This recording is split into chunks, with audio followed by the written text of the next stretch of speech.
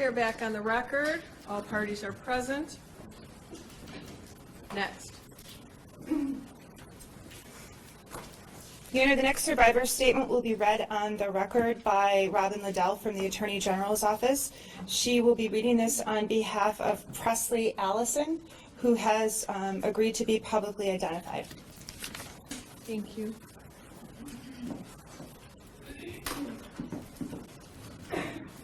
Could you please state and spell the name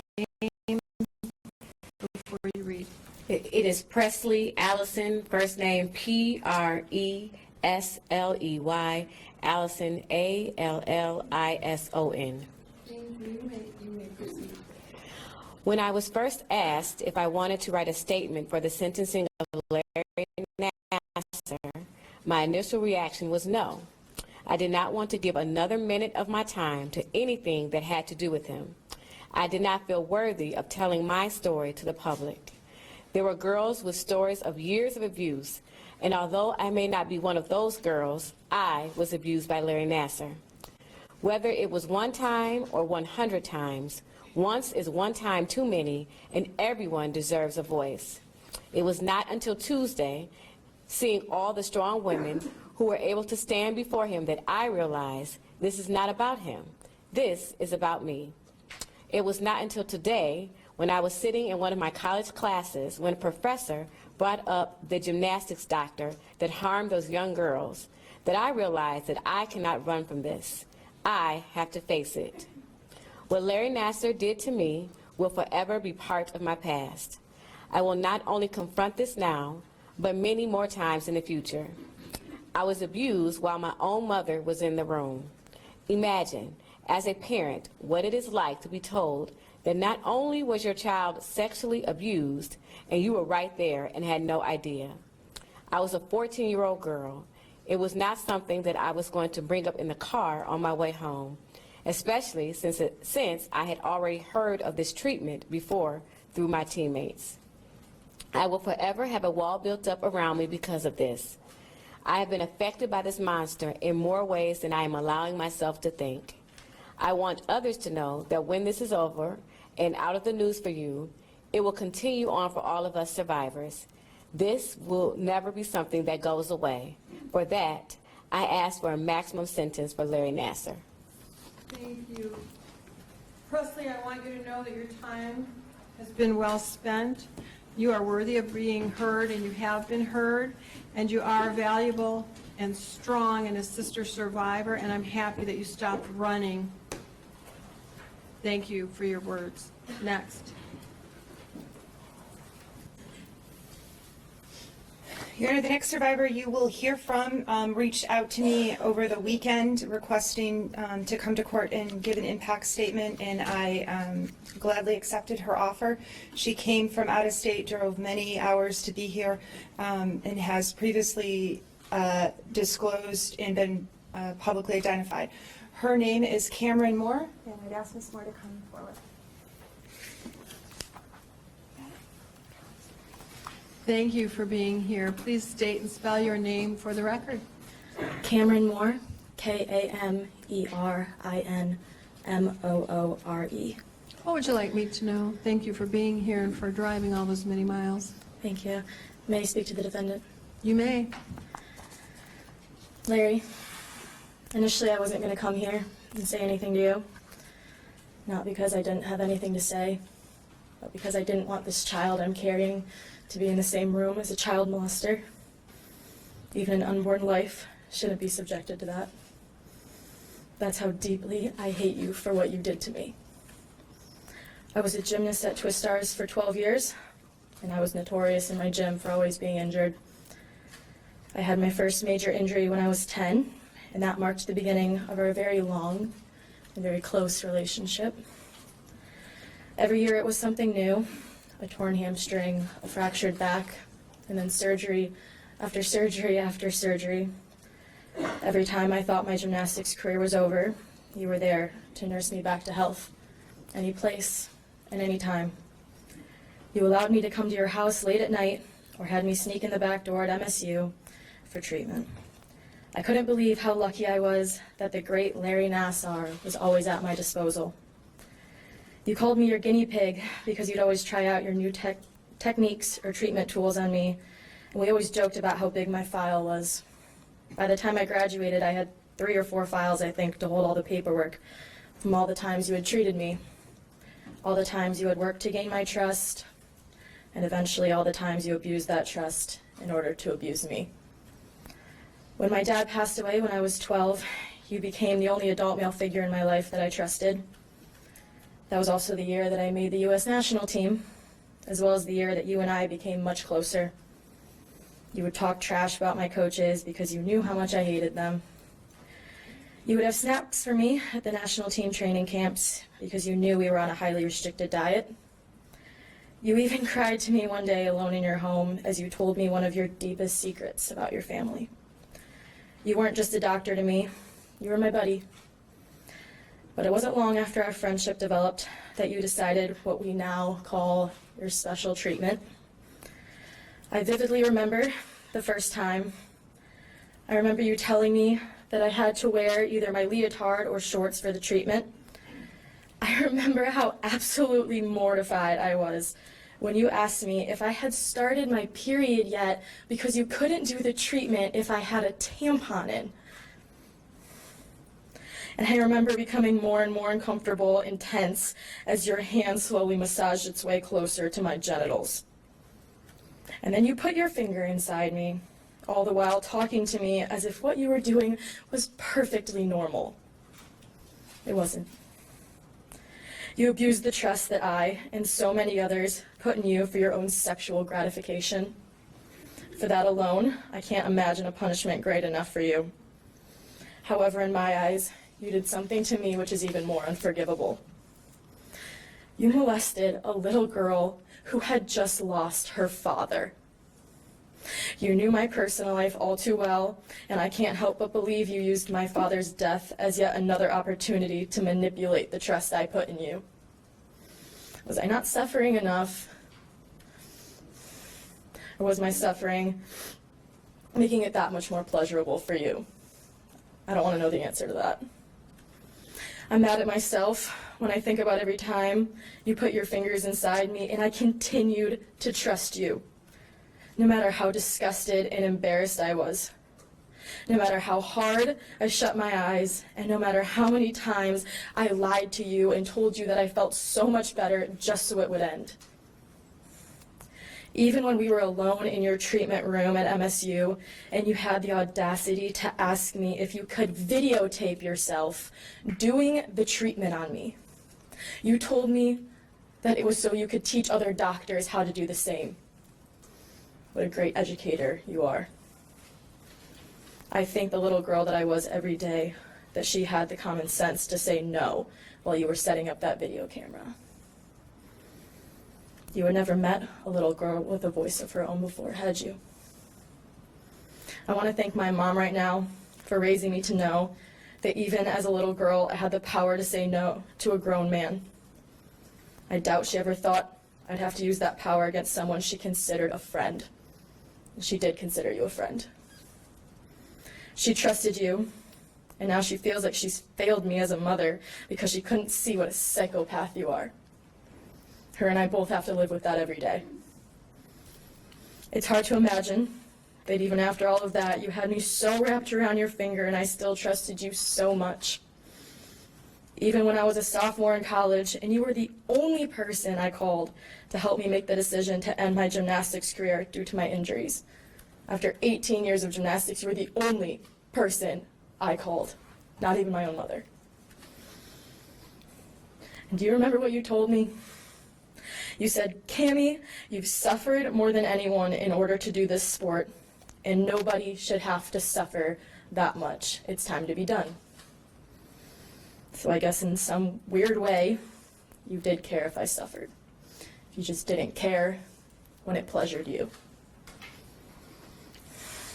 When I found out what you had really been doing to me, I understood so many things about why I am the way I am now.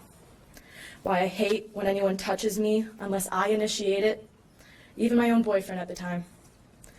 Why expressing any type of emotion to anyone is an extremely calculated move for me. And if anyone ever makes me feel like I need them, I get so angry and I immediately cut them off from my life. Sometimes I feel like the only emotion I'm capable of feeling is anger. Almost every friend I've ever had has told me that they don't understand me. They don't understand why I want to live alone. I don't like being around other people when I'm vulnerable. They don't understand why sometimes I'm the life of the party, and then all of a sudden, I seclude myself in a corner and shut down completely. At this point, they've learned to just leave me alone because they have no idea what to do. I could go on for days about all the ways that what you did changed me, but that would be a waste of time, wouldn't it? Because you don't care. You're too concerned about your own mental health and pretending to be some sort of victim in this enormous disaster that you created. You've heard from so many young women about how confused they are trying to process what you've done to them. Unfortunately, I wasn't able to be there for my teammates while they were struggling to deal with that. But I was there for one person, and I had to watch them process their confusion. My own brother. Imagine that. He's now a gymnast at the University of Michigan, and when he realized what a monster you are, I watched him frantically search the internet, trying to find some proof that the chi in his shoulder is somehow connected to his genitals. Because after he had surgery on his shoulders, you treated him in your basement. You pulled his pants slightly down to expose him in front of one of your other female victims, actually, who was in that basement as well. And you put acupuncture needles right next to his genitals. I'm not sure how my brother's shoulder is connected to his balls, but I guess chi works in weird ways. My whole family was fooled by you, but I know now who you really are. A child molester and a master manipulator, and I don't blame myself anymore for being the innocent child that I was. But I will very soon, with the help of my family and my friends and my psychologist, be free of this pain that you've caused me. You, on the other hand, will learn a whole new meaning for the word friend in prison. You have no family. And freedom to you will soon become any moment when you're not in fear or when you forget for even 1 second that your victims are living wonderful lives as survivors while you rot in your cage. It took too long to get to this place where you will finally have to suffer those consequences, alone and afraid. But that, to me, is still a great victory. You will never mean anything to anyone for the rest of your entire life. Never. I'm done. Thank you. Thank you. You are extraordinarily strong, and this is a great step in your healing. I can see the relief pouring out of you, and I'm really proud of you. I'm so sorry you lost your father. I'm sure he's here with you, also praising you, and I know that because you are so strong, you're going to raise a strong child. I understand Thank how you you. felt about coming here and having your child with you, facing him. But have no fear, your voice is a pillar of strength for your child and all other children, which is so important. And your words have stopped the suffering of others and will stop those who think they don't have a voice, because you proved here that despite your fear, you can overcome it, have that voice, face your predator. Be strong, continue to be strong and successful as he weakens.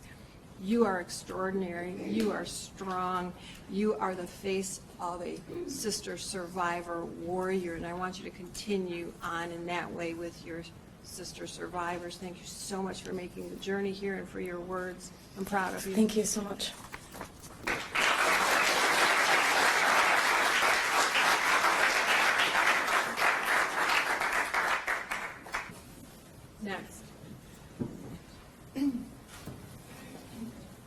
Your Honor, the next survivor you will hear from is Krista Wakeman.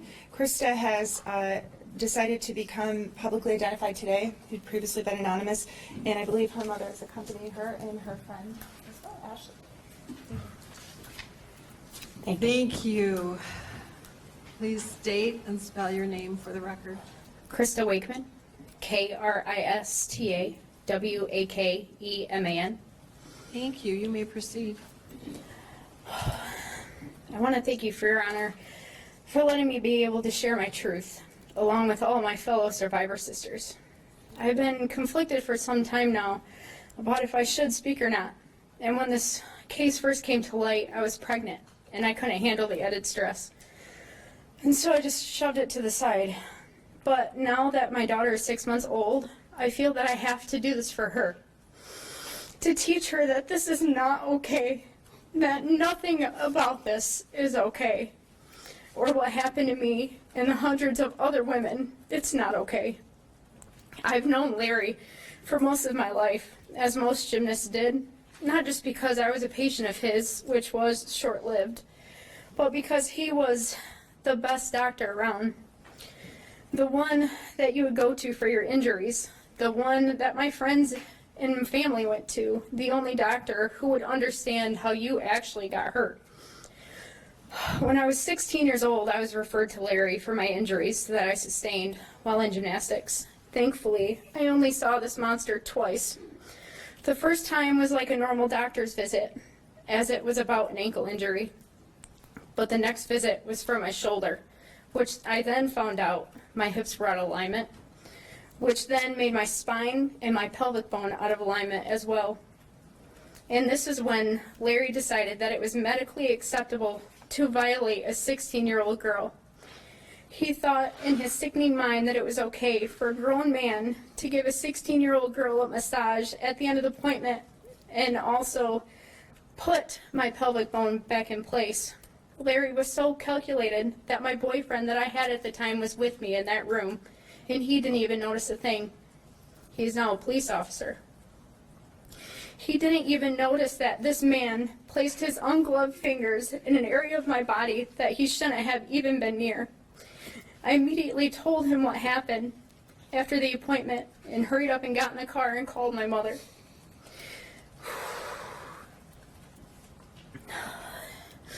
I immediately told her that I was violated by Larry, but she didn't believe me because my sister had been going to him for years before I did. And she never said anything to her. So I talked it through. We talked it through together, and we figured that it was just his type of manipulation. Little did we know that the type of manipulation that he was doing was not just to my body and others, but also to all of our minds as well. After that dreadful appointment, I decided to never step foot in his office again. Because of that, I had to deal with my injuries because I sure as hell was never going to let him touch me again.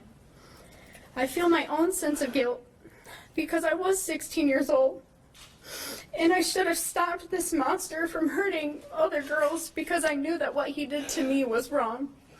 But Larry was just that good at making us feel that he cared for us and our well-being, good at manipulating our minds that what he was doing was a legitimate medical treatment. It's saddening to me to see almost everyone I did gymnastics with in this room or has spoken previously. If I could, I'd like to address the defendant. You may proceed. Thank you. Why, Larry? Why did you do this to us? Why did you only do it to some of us? But we will never know the answers to those questions. Larry, because of you and your actions, I am terrified to allow my daughter to be a gymnast one day. And I know she will be, because it's in our blood. Because I'll be damned if I ever let anyone hurt her and violate her the way you did me. But thankfully, you won't be around to touch her or any other girl again. With being a new mom, I couldn't ever imagine my life without my daughter in it. But look at you now, Larry. You will live now without your girls. You will never be able to watch them grow and turn into strong women. I feel for your girls, knowing what their father did to so many young women like them. You are a sick man, Larry. I hope you rot in prison, because that's where you belong. And we all know what happens in prison to child molesters. Your Honor, I ask you to please give this monster the maximum sentence so then he can never hurt another human being again. The animal needs to be in his cage. Thank you. Thank you for those words. You haven't just taught your daughter, but the world, a really important lesson, and that is that we are unraveling the statement of medical procedure. Everybody needs to ask questions and not proceed with anything until there are answers. Mom, you don't have anything to feel guilty about, and neither do you. You both were manipulated and fooled, like all these hundreds of survivors. You're all survivors. The important part is that you came here, that you're together, and that you talked about it. You have to forgive yourself. Leave all this guilt here with him. He's heard your words. They'll be rolling around in his head while you go on and enjoy the new baby and new life and be happy and redefine in the world medical procedure. So important. Thank you very much for your words. Thank you.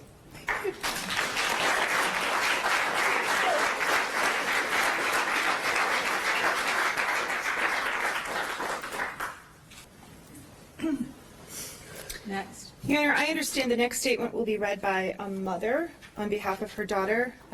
Samantha Daniels now?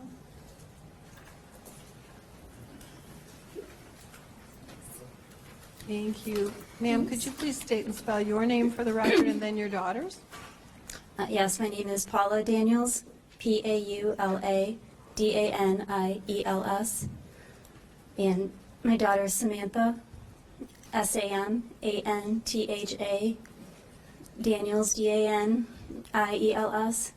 Is this your daughter standing next to you? No, this is, sorry, this is Kaylee, she's my daughter's best friend, and she's already addressed the court. Okay, I just need to make sure who's who in all the C. So would you like to come forward and stand next to her? Thank you. All right. I'm sorry, I'm really nervous. That's okay. You're fine. Just take a breath and take your time. Actually, I wanted to start by just, my daughter texted me before. She really wanted to be here, but she's in the military and she was not able to come right now. Thank her for her service, please. She said, "Good luck, I love you. You show Larry how tough we are and call him out for the sick bastard he is." This is her statement. Growing up, gymnastics was my life. I started when I was only 4 years old and continued until I was about 17. Gymnastics takes a toll on your body physically and mentally. I have immense love for the sport itself. It taught me discipline, determination, and that family doesn't have to be blood. Gettert's Twisters was my home away from home for nearly 13 years. With the sport came countless injuries. We were told by John and so many others that we were lucky to have Nassar as our personal doctor, the doctor that went above and beyond to take care of us, and that he was the best of the best. After all, he was the Olympic doctor.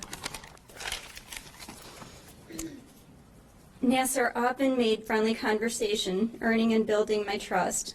Larry is the one whom we, as young and often distressed gymnasts, could confide in. I was around 12 years old the first time I met the famous Dr. Larry. He had such an amazing reputation. At the time, I would have trusted him with my life. But he used his position for his own hideous perversions. Larry performed multiple procedures that he told me were necessary for healing my injuries. Countless times I went back in for back, hamstring, and groin injuries. He penetrated me with his fingers at least 50 to 75 separate occasions, and of course no gloves were used. I was abused in my own home by you. At the time I thought, how nice you were to make a house call during your busy schedule. I was abused at your office at MSU. I too remember the baggy shorts I was asked to change into. I was abused in your basement while my mom sat on the couch and your children were upstairs. I was abused at Twistars with friends and teammates often nearby. I feel stupid for not realizing that what he was doing was actually abuse. After all, my mother was usually just a few feet away. Why would I think he had any other intention than to help me heal? He stole my innocence from me, and I had no idea. The fact that I didn't have a clue is the most shameful part of all for me. I hope you don't sleep at night. You told the judge that you couldn't listen to all of your victims. Maybe you should have thought of that before you turned us into victims. You deserve to hear every woman's impact statement because all of the torture that you are experiencing couldn't so much as scratch the surface of what you've made me feel. I feel guilty. Guilty because I didn't realize what a monster you were sooner. I lay awake at night now and try to think of ways to teach little girls in sports the signs of disgusting predators like yourself. Someone needed to protect us. I ask us why no one did. As a child, I didn't know what was happening to me was wrong. But the adults that were told and did nothing.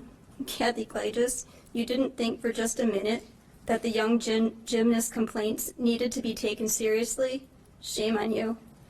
If you had acted responsibly, we wouldn't be here today. The psychologist at MSU that never reported it to authorities? Shame on you. MSU's Dean Strampno, who welcomed you back without making sure proper protocols were followed? Shame on you. To any other trainer, coach, or administrator who had been told about this medical procedure and not investigated further, shame on all of you. Now I feel like I can't trust anyone. I can't go to a crowded area without having a panic attack. I get a knot in my stomach that makes me want to vomit every time I see your name flash on the news. When you lay down to sleep at night, I want you to see every little girl's face that you've abused. Hundreds of girls, Larry. Innocent girls that trusted you. And know that these little girls are all grown up now. And I pray that they haunt you every single day.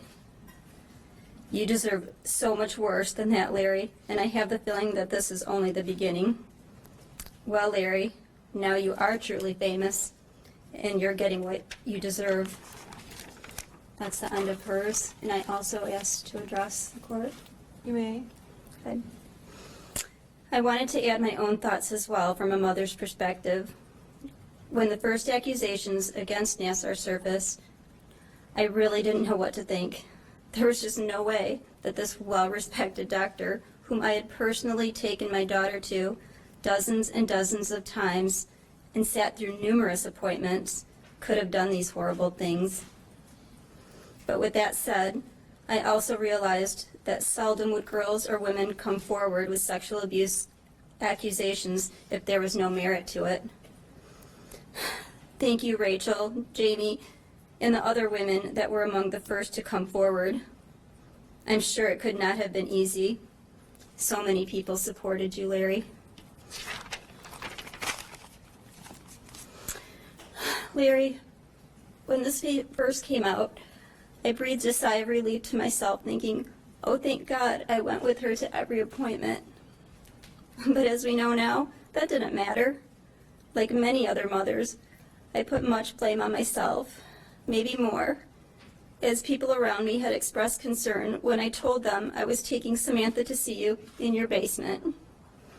I initially had the same reaction, but quickly brushed it aside as you were already treating numerous friends and teammates there. I also remember how strange it was to always be able to get through to you to discuss injuries and treatments. I must have missed the description of the actual treatment you were performing. You seemed so knowledgeable and as a parent, I just wanted Sam's injuries to be healed.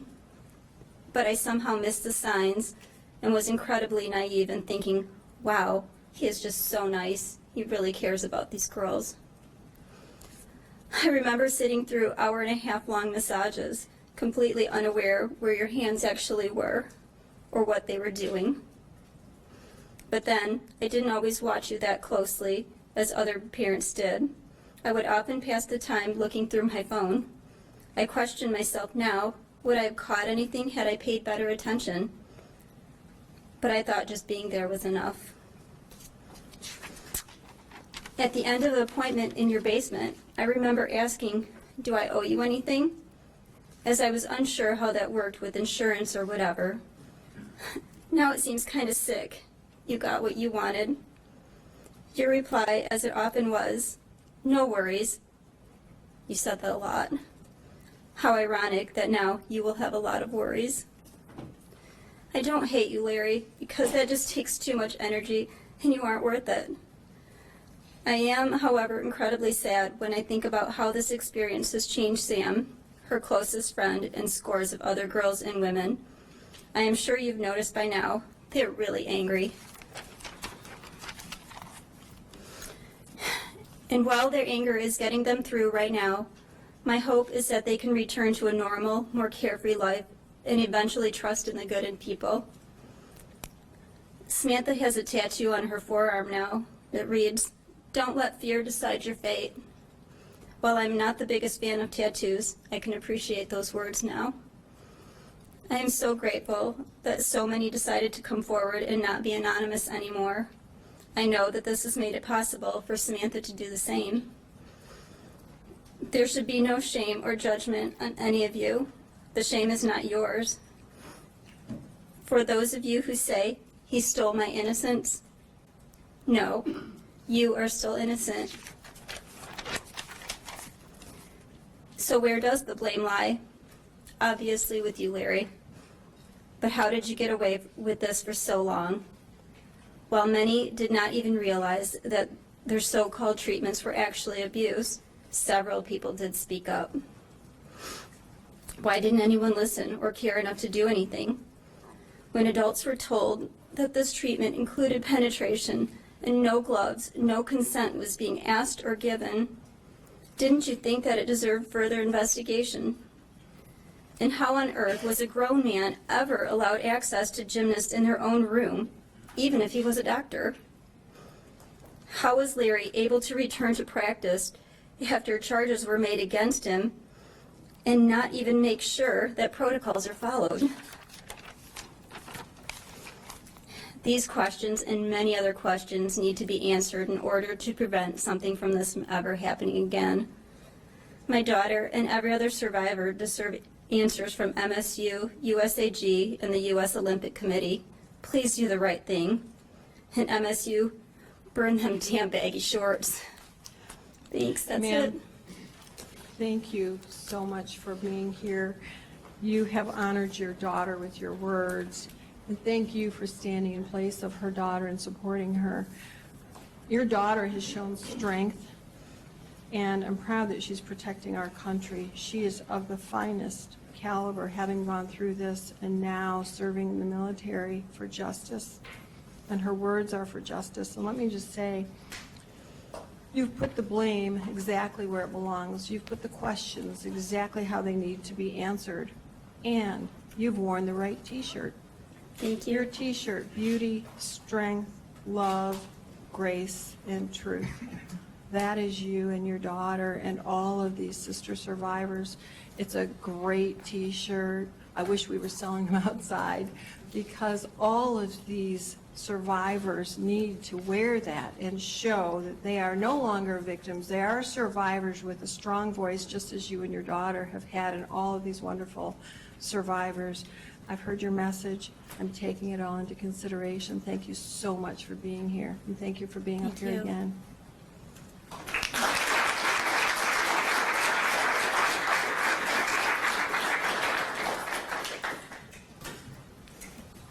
Next. I believe you will be hearing from another mother, is that right? Okay. Your Honor, the next survivor you will hear from is the next survivor does wish to remain anonymous. Her mother is here with her attorney, and I will allow her to come forward now, and I will stop speaking. So. Thank you.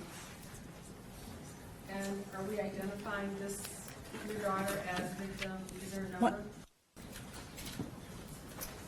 Okay, Ms. Liddell will be reading a statement on behalf of survivor Allery Gingrich, who I believe is in Europe with her husband, who is in the military.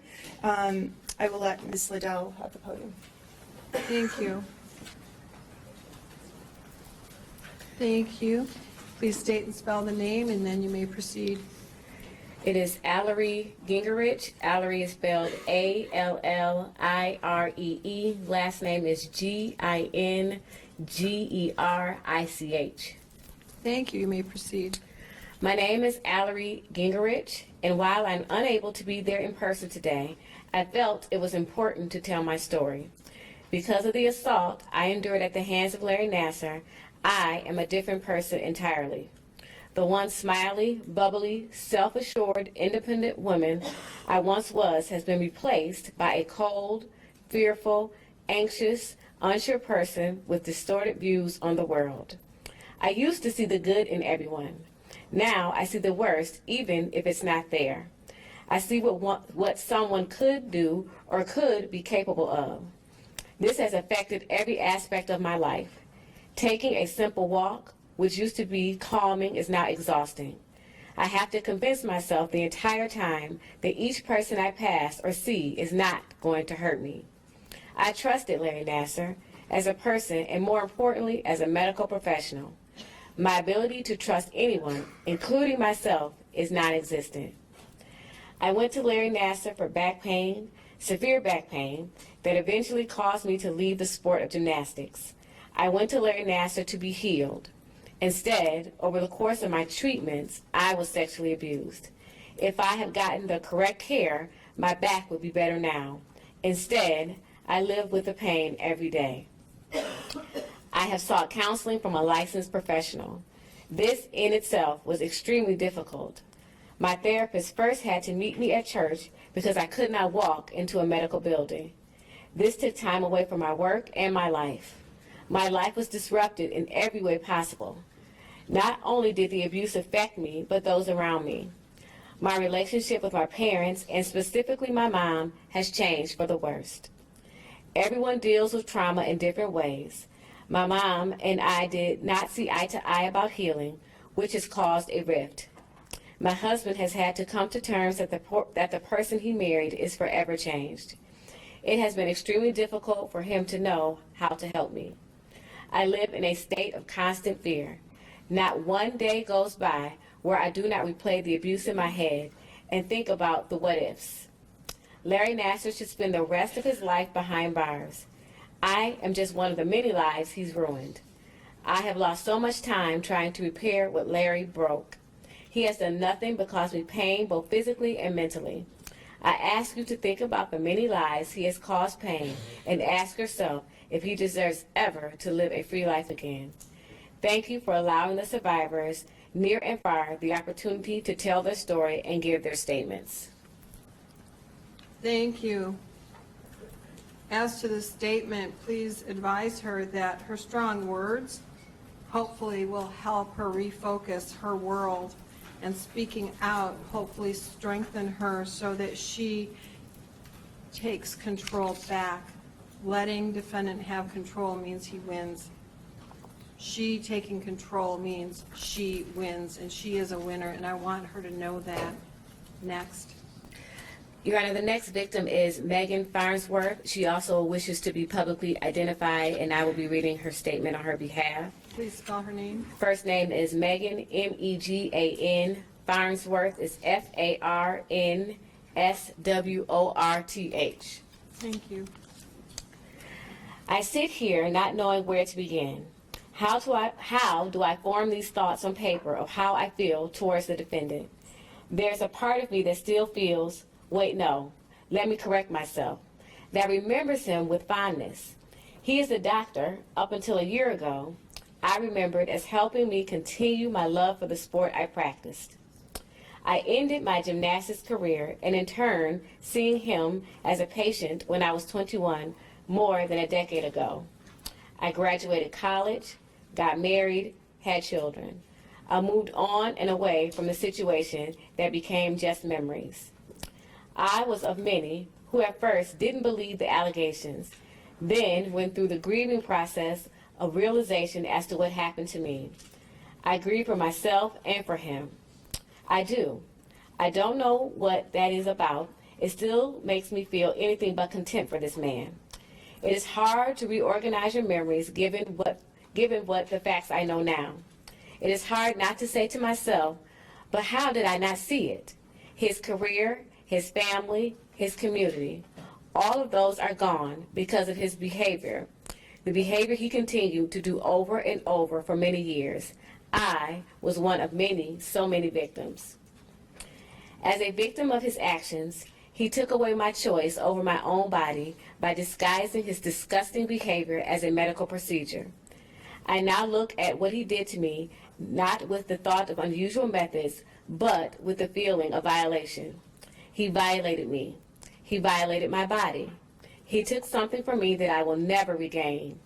He took it 18 years ago when he first began performing his procedures, and he took it again when, as an adult, I realized what he had really done to me, that he had sexually assaulted me.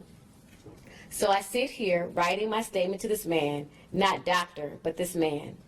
This man who did terrible things to me and terrible things to so many girls and women, and I think, how will this affect me now? I will never be completely whole again. I have a daughter of my own that I will now worry too much over, and it is because of him that these thoughts will occur. He has taken that away from me too, but he has to live what he has done. I am one of 10, 20, hundreds that he has to face. He has to hear these messages of contempt toward him and walk away knowing how we all feel. He has to live with it forever. And even though there are parts of me that will always be affected by his actions, I get to walk away and know that I will be a better person because of this. I will be a better parent because of this. I can walk through life taking this with me and find a way to grow from it. He, however, can do no such thing. He cannot take back what he did. He cannot take away the pain and the hurt he has caused. He will live with it until his end comes. It is a small fraction of his price to pay, and it is well deserved. Thank you to the judge and court for allowing me this opportunity. I want her to know that she may not feel whole, but only a whole person could have written such a strong and wonderful statement, and her choice to speak is so important. She couldn't see what he was doing, and there's no blame on her. She's regained her strength, and I commend her for speaking out. Next. Your Honor, the next survivor also wishes to be publicly identified. Her name is Courtney Wiedener. I'll spell her name for the record. It is Kourtney. Last name is Weidner. You may proceed. I was in the 7th grade, approximately 12 years old, when I experienced a horrible lower back injury from playing soccer. I missed a whole week of school due to the inability to walk without the gut-wrenching pain that brought me to tears each time I tried to stand or walk. I endured trips to urgent care and my family doctor for any type of relief I could get, which then led me to my trip to see Larry Nassar at the medical office at Michigan State University.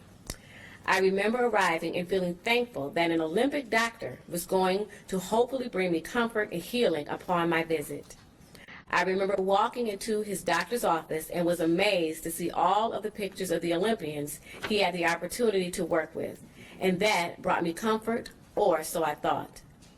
My first appointment lasted approximately 2 hours due to the severity of my back injury. I remember Larry Nassar working on my back with no other doctor or nurse present in the room, and then his hand eventually moved further down my back, and his ungloved fingers entered my vagina. He did not explain the reasoning of his actions, other than he was working on my back and lower spine. At 12 years old, I thought, well, he is an Olympic doctor, and he knows what he is doing. but in my gut, something did not feel right about the situation. But I, unfortunately, ignored my gut. Upon leaving the office after my first visit, I was given some relief as I could walk, and the pain was not so severe.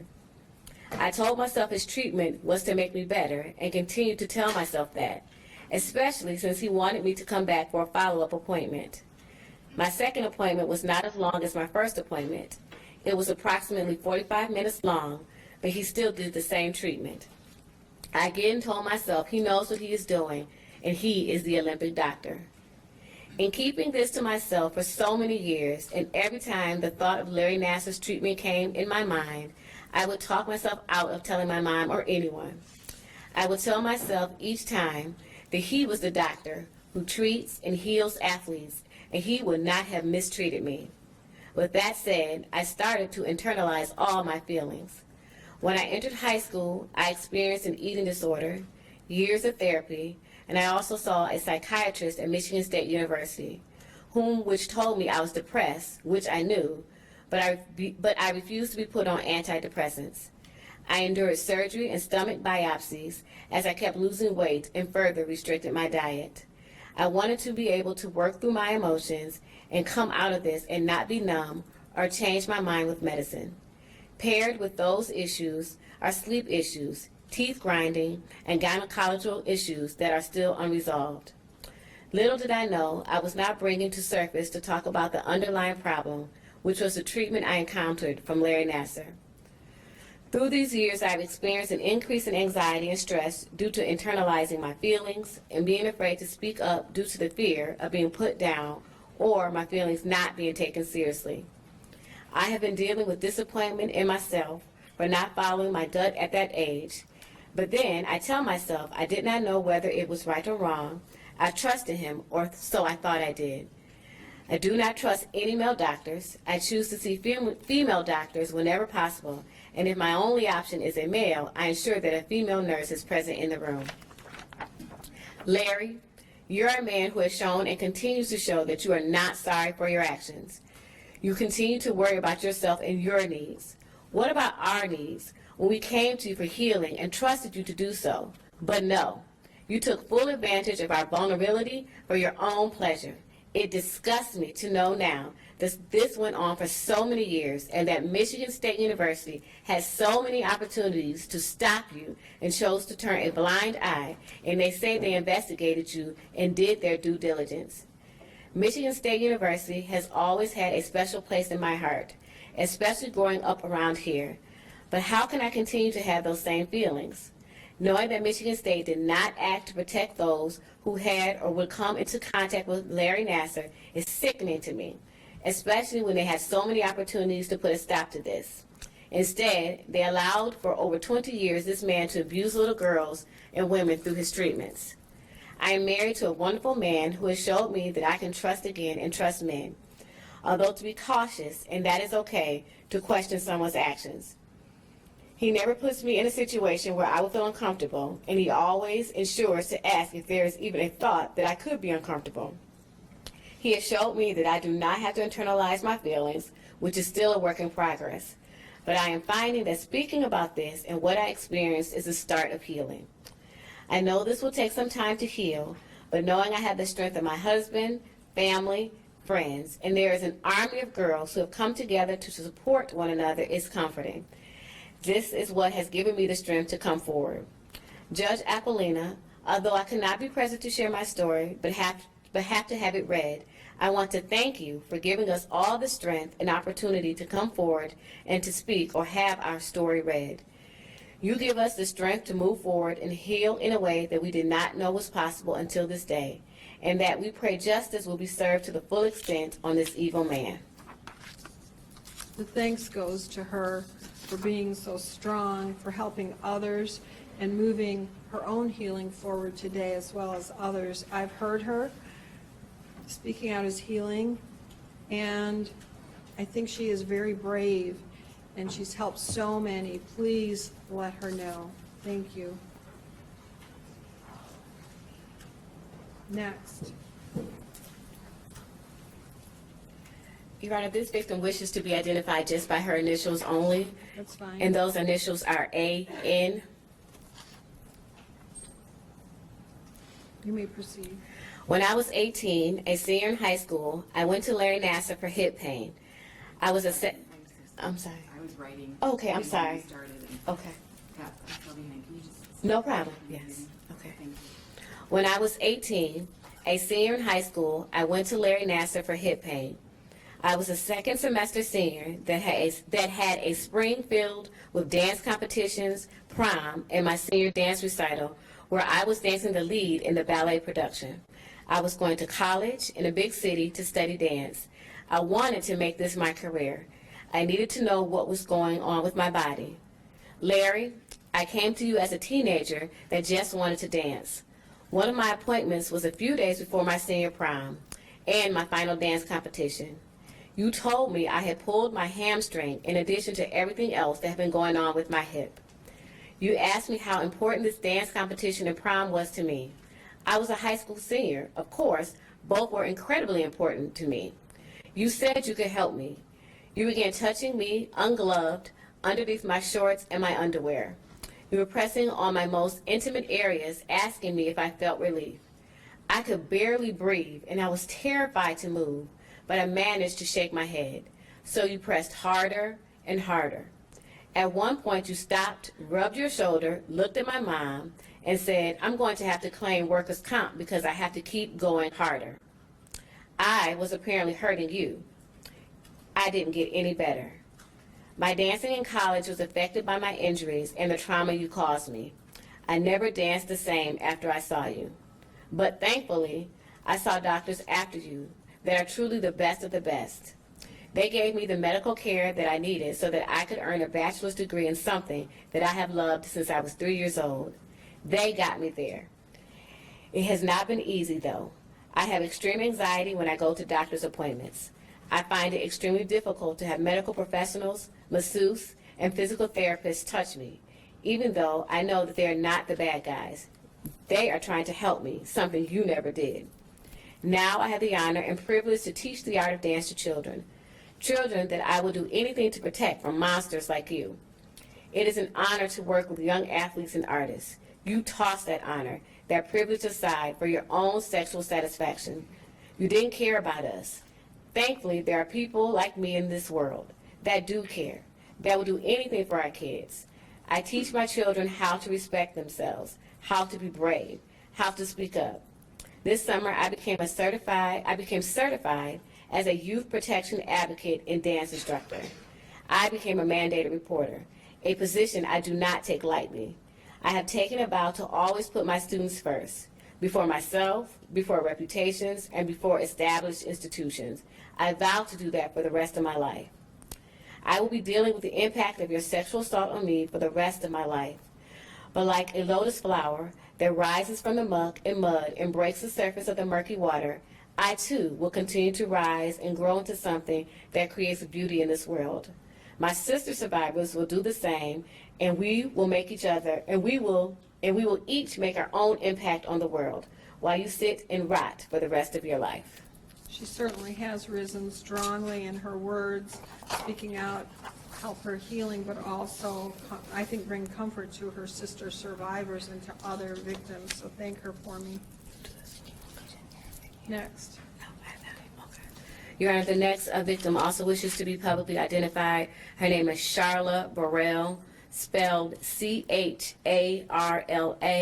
Last name is B-U-R-I-L-L. Thank you. Okay. In 2000, I made the Michigan State University cross-country team as a walk-on.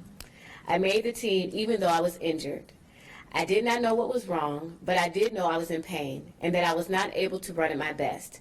Dr. Nassar, you were not the first doctor I saw, as I believe you were away at the 2000 Summer Olympics. But I do remember the day I met you.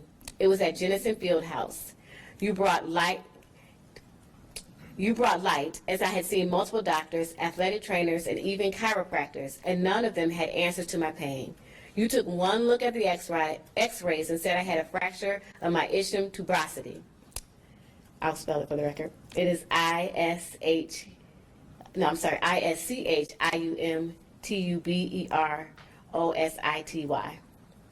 I was not crazy, but there was a reason for my pain. You brought hope. However, the pain did not get better. We tried everything. At some point, I started seeing you at your clinic off Hagedorn. With the pain, lack of relief, inability to run, and a realization that after all of my hard work, I did not matter to the team, brought depression. You were the doctor that would give me a hug, that seemed to understand. You also knew I was willing to do anything to get better.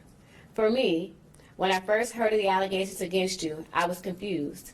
I was confused because those treatments, active release technique applied through my vagina, were the same treatments I recalled receiving from you. But I never questioned whether or not you thought they were medically necessary. I became even more confused when you denied ever penetrating any patient's vagina. From the day I heard you denied it, I began to question my own memories. I don't recall anyone else being in the room when the treatments were done, but I cannot firmly say someone was not. I don't recall whether or not you had gloves on or whether you used lubricant. I simply did not question treatment because you were the doctor I trusted most. When all your treatments did not work, you got me an appointment at the Mayo Clinic in Minnesota. I always felt like you did what was in my best interest until 2017. Now, I don't know. Did you molest me, or was it treatment? Michigan State no longer has my medical records, so I really do not have anything to reflect upon.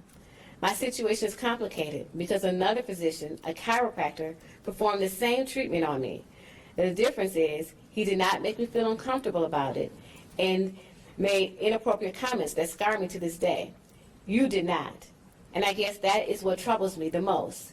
Even though I know you treated many other girls horrifically, that is not my memory of you.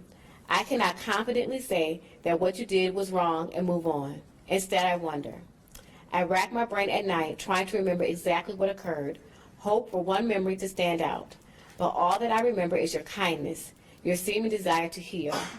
Personally, I know it sounds crazy, but I wish you could remember me, remember my condition, review my records, and explain to me your medical reasons for each treatment. The injury I suffered in 2000 still gives me pain to this day. That pain is physical, but the information I learned about you in 2017, that information brought new injury, emotional injury. A person should not walk around wondering if she was molested or not, but because of you, I do. Thank her for that brave statement. I hope she finds peace. Next. Your Honor, our next victim also wishes to be publicly identified. Her name is Lauren Mahalik. First name is Lauren. Last name is Michalak. Thank you. When I think back to the many years ago that this crime happened to me, it makes me feel disgusted that a man who was so respected in the community could take such advantage of a girl who was only in the 8th grade and in need of his medical help. He used his position of power as a doctor to do inappropriate things to me as a patient, and I am so angry with myself that I never said anything, but he was a doctor and I trusted him. Little did I know that he was the last person I should be trusting. These feelings that I carry with me because of this crime will never go away, unfortunately. Even with him behind bars, the pain, embarrassment, and disgust will never be washed away. Part of me hates that this is so public because of who he was. It is constantly on the news or articles are being written. It just brings up all the negative emotions and feelings that I have each and every time. But the other part of me is glad that this is public. There are many girls out there who have been victims of this powerful man, as well as many other crimes like this, and they are getting to see all the strong and powerful women who are choosing to stand up and speak the truth. It makes me feel proud to speak up and not be afraid anymore. Oprah Winfrey said this perfectly. For too long, women have not been heard or believed if they dare to speak their truth to the power of those men, but their time is up. His time is up. This is our chance as a justice system to support each victim and show every person out there that these crimes are not okay, and that these evil and sick men must be punished for the hurt and the pain that they caused. With that being said, not only does justice need to be served, but prayers need to be prayed for this man and men like him. I'm not sure where things go wrong with a person, but it saddens me that people do these terrible things. I agree with Oprah. I've heard, I believe, and it is not okay. It is outstanding that she is speaking out. Thank her for me. Next.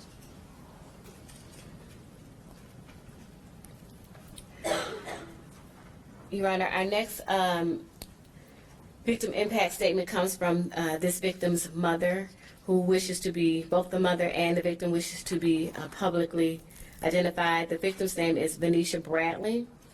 That is spelled Banasia. Bradley is Bradley. Her mother is Sherry Bradley, and her first name is spelled Sherry. Thank you. You may proceed.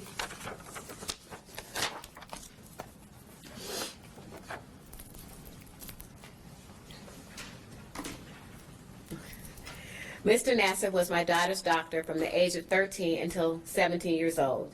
He worked at MSU, which is 1.5 hours from where we lived. He appeared to be this great gymnastics doctor to go to for medical care. So, my daughter would frequently go to his office to be seen. Words cannot possibly describe how I feel about my daughter's violation by Mr. Nassar. However, I will do my best to put it in my own words. My daughter is now a victim of sexual abuse, and I cannot tell you how that feels as a mother to know that I did not protect my daughter from such a heinous crime and an insidious monster as Mr. Nassar. When I think about the violation against my daughter, every part of my being screams in agony, terror, and disgust. I was deceived and betrayed by a man that mastered manipulation to get sexual pleasure from my little girl. And to think about the hundreds of other little girls, adolescents, and teens he did this to haunts my thoughts. I am a clinical social worker who works in residential treatment with trauma victims. 98% of the clients that come to the center are victims of sexual abuse. I work in this every day. It is horrible. Most of the perpetrators don't even get punished. They get away with it because their secret has been covered up. Mr. Nassar got away with it for over 20 years. Oh my God. How could this happen? When questioned in the past about his behavior, it was ignored and swept under the rug. No one hears the voices of the victims. Well, now it is time for the victims to be heard. I, too, am a victim of sexual abuse. As a mother, I have done everything in my power to protect my daughters from this happening. And then to find out it was happening right under my nose, in the same doctor's office that I was sitting in while this was occurring, how could I not know, or how could I not see? My daughter and I trusted this man who was violating her. I feel so betrayed by Mr. Nassar, and not only Mr. Nassar, but the medical system who was questioned about his procedure and never did anything, as well as USAG who looked the other way. USAG who asked Mr. Nassar to go quietly. My daughter worked her entire life to be a great gymnast and to rise to the top, only to be betrayed by the same people and organizations she dedicated her life to and was loyal to the end. I am so disgusted and distraught by this whole situation. I have flashbacks of my own trauma that was triggered by my daughter's violation.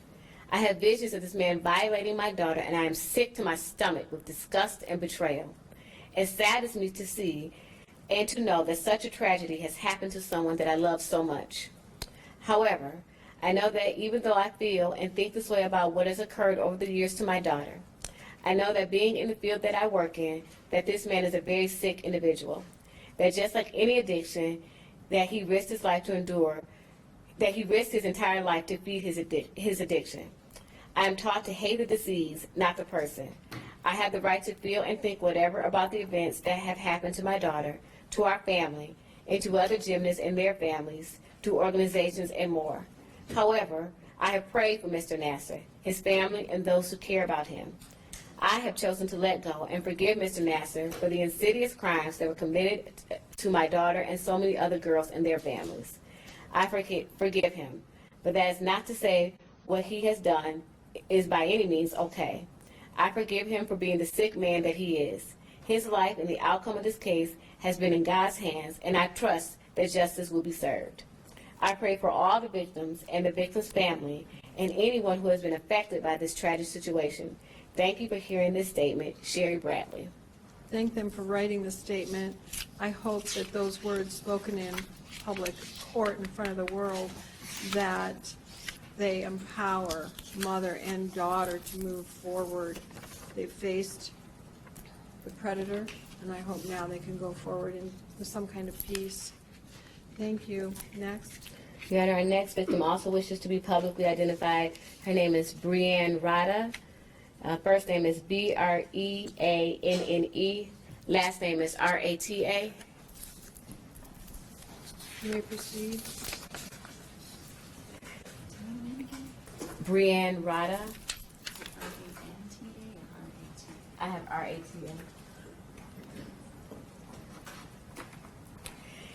To Larry Nassar. In January 2012, at 17 years old, after 4 years of unrelenting back pain, I was referred to you. I was hopeless, depressed, and ready to give up on my lifelong dream of dancing professionally. You were my last hope at finding a solution to my disabling problem. The trauma from my experiences with you haunted me, and at that time, I worked hard to bury away my feelings. Unfortunately, in the light of your criminal trial, I have been forced to experience this again. Not only have I been forced to visit that dark place of defeat, but new information has framed what happened in a new and even more disturbing light. I remember first meeting you on that day in January. At this time, I was barely walking and lacked the mobility that allowed me to do what I loved, dance. During the 90-minute drive to Michigan State University, I remember my mother asking me, "What will you do if this doesn't work?" I recalled the last 4 years of needle sticking, physical therapy, medication, and various treatments, all failing to relieve my pain and allowing me to dance. I watched my friends move with ease as I tried to struggle through the pain as a form of denial. My emotional and physical strength were drained. All I could reply was, "No, I can't anymore." I was ready to give up on the life that I and everyone else saw for myself since I was 2. When we arrived, my father helped me out of the car. My mom held my hand all the way up the elevator. I sat between them in the MSU waiting room chair, awaiting my fate. They called my name, and while my dad lifted me up, my mom grabbed my hand in support. We walked into the office and are immediately impressed by the walls covered in beautiful, young, accomplished, and strong athletic women, most of whom were Olympic gymnasts. Thank you for your help. You greeted us with a smile and handshakes as any doctor would. Your confidence and quirky personality impressed me and comfortably made me smile. After hearing my story, you got an x-ray that showed that my tailbone was badly inverted, so bad that it could snap soon. Hearing a diagnosis instantly gave me hope. Then you discussed the procedure, where you were going to have to go inside me to fix this particular problem. You said, and I will never forget, most doctors are afraid to go into this area because they are not comfortable with working with younger females. We trusted you and agreed. I figured that nothing could be as painful as what I had already been through, so I had nothing to lose. My family and I agreed. You had me lie down on my stomach, facing my parents, covered in a sheet from the waist down. You put gloves on and then applied gel, just like you said you would. You entered me anally with your fingers. You said that I would feel pressure as you pulled the bone back into place. However, before that, you rubbed my clitoris for several seconds. You entered my vagina. You did not tell me you were going to be doing those things. I felt uncomfortable, especially as you stimulated my clitoris. However, the procedure was soon over, and it was time for me to stand up. For the first time in 4 years, I stood and touched my toes. You then impressed me while giving me ballet terms like do a plie, tendu, and abattement. All of them I could do again. It felt like you performed a miracle. I will never forget that moment. After years of suffering, I felt this weight lifted off of me. You opened my window of dreams back up. I could live in the world of dance again after 4 years of miserable living. After that, I returned in 2 weeks, and then returned for maintenance every few months, then farther in between over the next few years. My mother was present in the room for all of my appointments after the first one. I look forward to seeing you. My family and I trusted you as my safety net every step of the way. I look forward to the day I could put my picture on your wall because that's what all the other victims did. You put your success with the Olympic athletes, dancers, figure skaters, and rhythmic gymnasts on your wall thanking you. You made it possible for me to move on to higher education dance. I felt so excited I could give you a college ad that my picture was featured on your wall. Because of you, I graduated from Marygrove College in 2016 and proudly walked across the stage as magna cum laude, as well as Outstanding Dancer of the Year. But in all the following visits, you did the same things to my clitoris and vagina, again and again. I had been sexually active then, so I was aware of where you were and the effect it created. I had always felt uneasy about it, but I was dancing again, and that's what I wanted more than anything. So I figured you must be right, and I should not say anything. After all, you made all those other girls on the wall feel better. It was not until I heard in the news what I thought was impossible. How could my doctor, who gave me my miracle, be guilty of such accusations? At first, I was on your side, and I defended you. I did not believe the accusations, and even so, I did not feel it happened to me. I did not want to see myself as a victim. I did not want others to see me as a victim. What I didn't know is that in their stories were like mine, many of whom had had their parents watching too. Recognizing your name, my sister sent me an article about him and the accusations. She told me your procedures were sexual assault and masked as medicine. So I read the articles. I read the statements as they came out. I was forced to revisit my past. I kept going back to try to rationalize what I was told and what happened to me. I'm glad to know now from a trusted doctor who specializes in dancers that one does not need to stimulate my clitoris in order to treat a tailbone or pelvic floor. You told me what you would do, but you went beyond that, right in front of my parents, where I could not or would not say a word. I regret not saying anything to my parents after the visits. I feel dumb, embarrassed even, for letting that happen to me without saying one word. But again, I was dancing again, so I said nothing. Nowadays, I feel an overwhelming sense of unease and discomfort with my body and myself. My brain is at work constantly about how to feel about you. I keep telling myself I do not have to feel anything about you.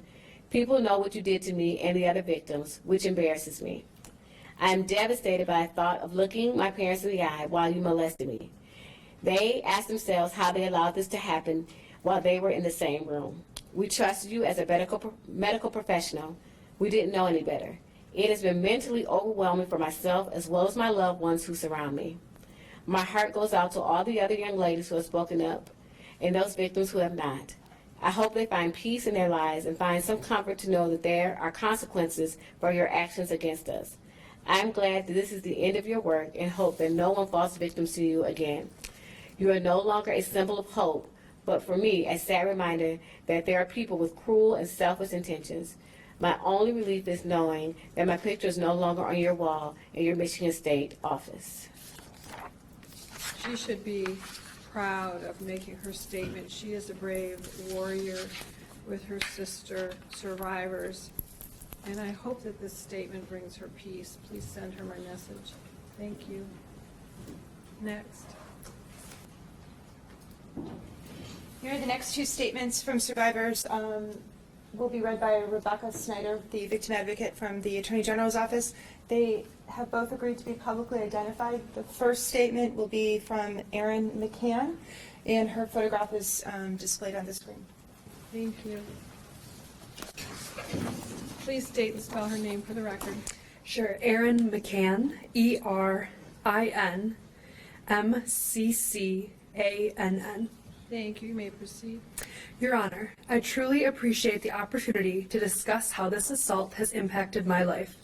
It is so very difficult to attempt to put the trauma and suffering of this assault into words.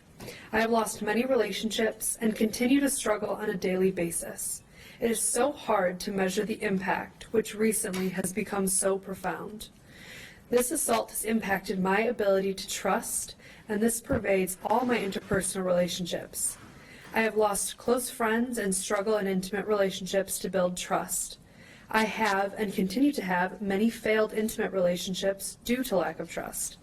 Socially, I isolate myself. More recently, I increased this isolation in order to avoid having to discuss sexual assault as a topic which is almost unavoidable with recent increases in conversations surrounding sexual harassment and assault. I also isolate myself as I just do not have the energy to converse with others. During my lunch break, I stay in my office to avoid social discussions that may bring up a topic of this nature. I have difficulty filling my friendship void due to this lack of ability to participate on a social level.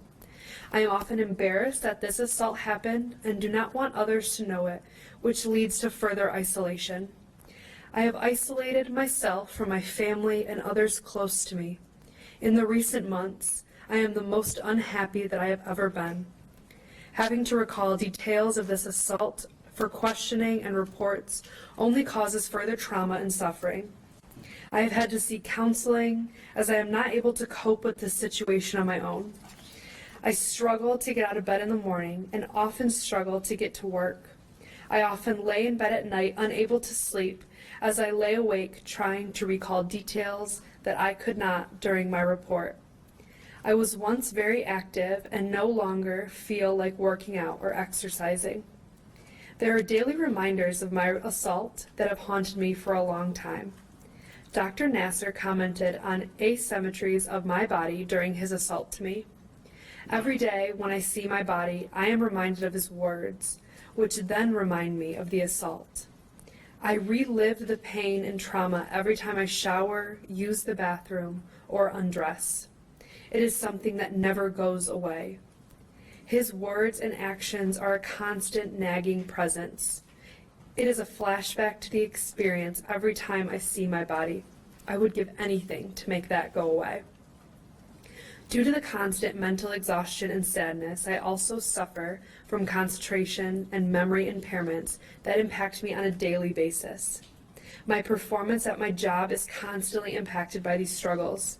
For example, I often forget tasks or topics of importance at work that impact my performance. There are also times that I cannot deal with little daily stressors and have to shut my office door to be alone and often spend most of my day fighting back tears. I have lost days at work and have had many unproductive hours as well. Lastly, my hard work and dreams to be a Big Ten athlete are tarnished by this assault. I was not a scholarship athlete. I had to work very, very hard to make the team at Michigan State. I was so proud of myself when I made the team, despite doubt from people close to me. This was the proudest moment of my life. Unfortunately, I was injured shortly after making the team and was referred to Dr. Nassar. This is where the pride and accomplishment turns to regret and misery. His assault has tainted the memory of my dream. I cannot look back on my athletic career at Michigan State without remembering this cancer. I am also haunted by the comments that were told to me prior to and after my appointment with him. I was told over and over again how honored I should feel that I was seeing Dr. Nassar. It was odd and made me feel uncomfortable. Why did they keep saying that? It was odd and is now branded in my brain. It was no honor. It was disgust. It took more than it should have from me. Thank you. I'm honored she had the fortitude to speak out. Speaking out will help her heal and help defendant's voice go away. I'm hopeful of that. She is so worthy of an active, productive life. Please send her my message of healing. And the next survivor, we will also read her statement. She is out of state and has asked us to do that. She's publicly identified. It is Catherine Hinnom, and Rebecca Snyder will be reading that. Thank you. Yes. Catherine Hinnom, might be Kate Hinnom.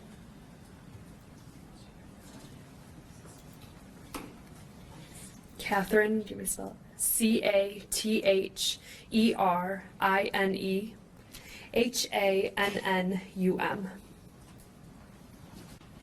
You may proceed. My name is Catherine Hinnom, and when I was 19, I became a patient of Larry Nassar. I can't tell you the excitement I felt to be seeing him after a year of being chronically injured and sitting out of my sport, rowing at Michigan State University. My teammates and the athletic staff all told me what a wonderful doctor he was. They assured me that he would help me return to rowing, the thing I loved and felt most passionate about in the world. They also told me he was a little weird, a little off, and kind of odd, but maintained he was kind and, most importantly, the best at his job. What did I care if he was a little weird? He was the best at his job. I had lived in chronic pain for over a year. I was desperate to feel better and prove myself as a valuable member of my team. Larry, you were not kind. You were abrasive and careless. From shamelessly ripping spandex down to manhandling my glutes as you manipulated and taped them with bare hands, slowly pulling my right glute further and further apart, exposing my anus. I flinched as I felt your fingers get dangerously close. You laughed and apologized, explaining it is an awkward area, but it had to be done. I didn't understand why, but someone else had been in the room, and I had heard stories like this from your other patients, so I didn't question it. The first time it crossed my mind that there might be something really wrong with you, I was receiving an adjustment for my rib. Your back was to the trainer, who was leaning up against the wall, scrolling through their phone, waiting for the appointment to end. I honestly don't blame them. Who would think you would be so brazen? Before I knew what was happening, you had shoved a bare hand down my sports bra and you were massaging my breast, all while explaining this was necessary to relax the rib that had become displaced. My body felt stiff. Then out of my peripheral vision, I noticed your pants. Immediately, my mind started swirling. What's wrong with you? Of course that's not an erection. Why would you think that? You're disgusting. Now I know I hadn't been wrong. I only wish I had been self-assured enough at the time to say something, but I was so brainwashed then. I can tell you all now, the physical aspect of this abuse is not what still haunts me. It's the being brainwashed. I've always prided myself on being outspoken and unafraid to speak my mind. Ask anyone, they'll probably tell you I'm too outspoken for my own good. But this has me questioning everything. I couldn't write this letter for the longest time because I kept second-guessing my experience and my own memories. Did massaging my breasts on a weekly basis, brazenly walking around the exam room with an erection, and ripping my clothes down without warning or care count as abuse? I managed to go unscry. All three of these women told me it was nothing but an unfortunate treatment they had to receive due to the severity of their back pain. To me, it sounded like abuse, but their insistence that it wasn't quelled my urge to report it as such.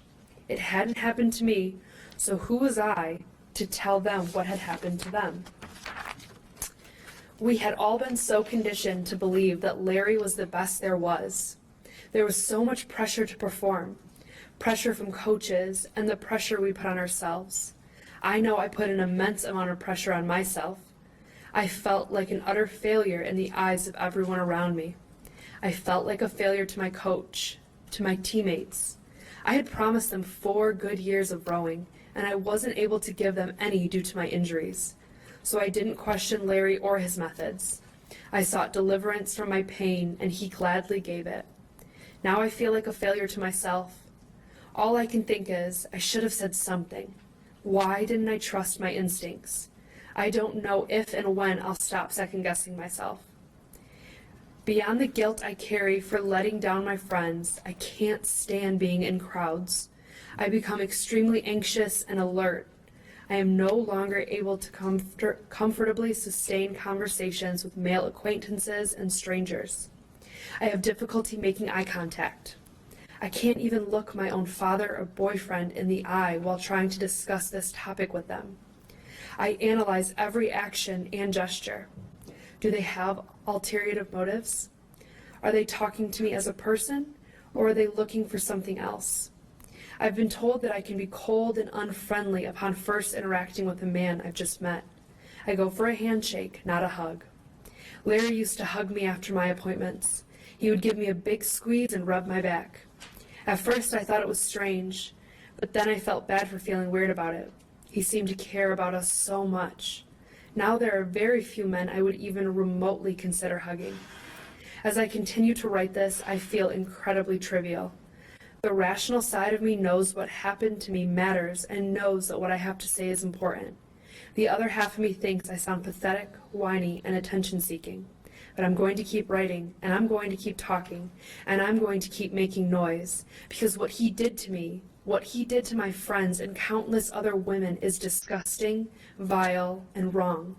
I am going to find my sense of self again, and it starts with this letter. She certainly is not brainwashed anymore. She remains outspoken and should not second-guess herself. She's a heroine, not a failure, and I want her to thank her for her strength and for coming forward. Do we have another one before break? How many more do we have? Your Honor, we have a number of anonymous statements, including a live statement in Okay. court. So we could do the live statement, or would you want us to do all of the anonymous together after the break? Your preference? Do you need time to set up the live one? When I say live, she's actually here in court. Oh, Yeah. she's going to speak? Yes. Mhm. Okay, why don't we do that now? Okay. We are back on the record. Next. Are you set up? Yes. Your Honor, before we get to the next speaker, I am asking the court from the official transcript if you could strike my indiscretion and strike that victim's name. She was, I was introducing her just after Samantha Daniel, who had been identified. In lieu of that, I would ask that the record again identify her as victim 159. There are very special rules on the transcript, altering the transcript. I'm not sure we are allowed to do that by virtue of the court rules. I'll see if there's a way we can do that. If not, it will just stand, or maybe we can seal that page. I'm not sure. If there's any way, I have reached out to media outlets and discussed this with her family. I wish I had the foresight to strike that immediately, but again, it's victim 159. It wouldn't have changed the outcome. It's just a question Absolutely, of, right. once it's out. Yes. And we have responsible media. I'm sure they won't publicize it, but in the record, it's there, so. And I do anticipate lots of folks requesting that transcript, so. I believe that's already happened. Yes. All right. The next survivor you will hear from is agreed to be publicly identified. She lives out of country and has sent us over the weekend this video asking us to display it on her behalf. Her name is Jessica Shedler Rodriguez. And could you spell that, or is she going to? Do you know? I doubt she's going to spell her name, but Jessica Chedler, and Rodriguez is common spelling, but we have her as Jessica Shedler. So Okay, and so this is a video. Is it marked as exhibit, I think we're at 3? Exhibit 3, yes. All right. Any objection to Exhibit 3? No, Your Honor. Exhibit 3 is admitted, and Ms. Hamlin will not take this down since it is an exhibit. You may proceed. Hi, my name is Jessica Shedler Rodriguez. I want to thank you for receiving my statement in this format, and I'm sorry that I couldn't be there in person to deliver my statement. But I hope that my statement, combined with all of these other courageous, young, brave women, can help make a difference for future generations to keep predators like Larry Nassar off the streets. Until a year and a half ago, I told everyone that asked what it was like to be a high-performance gymnast that I had had a stellar gymnastics career. My memories of my 17-year gymnastics career was that I had been surrounded by an incredible support staff, parents, siblings, coaches, trainers, sponsors, and teammates that supported me in all of my gymnastics goals and accomplishments. I believe that with the level of sacrifice involved by all parties, that we were all in this together, that we all had the same goal: to help a young gymnast to develop lifelong skills like work ethic, perseverance, determination, focus, commitment, and self-accomplishment, with the ultimate goal to be able to represent my country in national and international competitions. But it wasn't so. In September of 2016, all of that changed for me as I realized that all of my support staff did not have the same goal. The personal satisfaction I had felt for all those years of hard work and dedication, the injuries I went through, moving away from home since I was 13 years old, it all came crashing down. I suddenly realized that not everyone was in this for the same goal, the goal to be able to compete for my country in the Olympics someday. that all those sacrifices my family, coaches, and I made didn't mean anything to USA Gymnastics as they allowed an unprofessional physician, even a scam artist, to pretend to treat me and hundreds of other girls. In 1997, halfway through my level 10 national competition, I didn't think my back pain would allow me to finish the competition. The USA Gymnastics training room only offered one supposed doctor to provide treatment. Larry, now I know that what you did to treat my back at that competition was nothing to help me manage my pain at all, to get me through the national meet, but instead it was just a ploy to enjoy your disgusting habit for sexual gratification. I trusted you and USA Gymnastics to take care of my pain, to help me follow my childhood dream. But both of you violated that trust, and now I can't trust anyone anymore. I trusted USA Gymnastics to provide me with a world-class doctor, but they failed at their responsibility to me and hundreds of other young athletes. The very organization that is meant to promote this beautiful sport and help young athletes to accomplish their childhood dreams failed hundreds of us. Instead of providing a safe environment to achieve our childhood dreams, they created a situation that made our worst nightmares a reality by ignoring all these red flags and reports regarding this matter. Maybe if USA Gymnastics had had a real doctor on staff to treat injuries instead of spending the entire treatment satisfying his own sexual desires, we could have reached our full potential as gymnasts and provided our best performances for our country. But instead, USA Gymnastics turned a blind eye and failed at the responsibility to hundreds of young girls. Larry, you used your name, and USA Gymnastics allowed you to be on their staff, giving you the opportunity to continue this disgusting so-called treatment. USA Gymnastics should be held accountable for each and every one of these acts of abuse that they allowed to happen. Larry, not only did you steal my innocence and rob all these other women of their innocent childhood, but you have destroyed the joy, the trust, and the freedom we should all be enjoying as mothers of young children. Since September of 2016, I can no longer leave my 5-year-old daughter to play at a friend's house, leave her alone with her coaches or with a babysitter, without experiencing constant anxiety and stress, wondering if I can trust the adult she's with. If I can't trust a national governing organization such as USA Gymnastics and a world-renowned doctor on their staff to protect the youth that have dedicated their lives to represent their country, then who can I trust?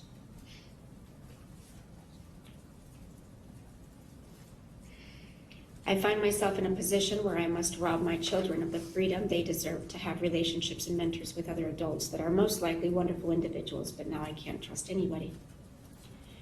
You have robbed me of sleep, distracted me from my job, from opportunities and family responsibilities this past year and a half, since I realized that you are not who you pretended to be, and that what you did to me was not a legitimate procedure to help my chronic back pain, but rather a disgusting act for your own personal demented gratification. Your acts disgust me, knowing that even though you are a father of young girls, you continuously preyed on children and young women for almost 20 years. I pray that my statement, along with all the other brave women speaking out, can help create awareness in our society that people in positions of authority are held accountable for their responsibilities to young athletes, and to never allow anything like this to happen again. Thank you. Please tell Jessica that her message of awareness and accountability has been heard, and she is an absolute survivor who is strong and has such strength to help stop predators. And she joins with the army of sister survivors. I've heard her. Thank you. Thank you, Honor. The next two statements, well, I'll just start with the first, is a survivor who does wish to be publicly identified. Her name is Melissa McCook, and Rebecca Snyder from our office will be reading her statement at her request. I'm sorry, Robin Liddell will be reading her statement at her request. You want me to go talk? Yes, just one moment. We need to get back up. This is a victim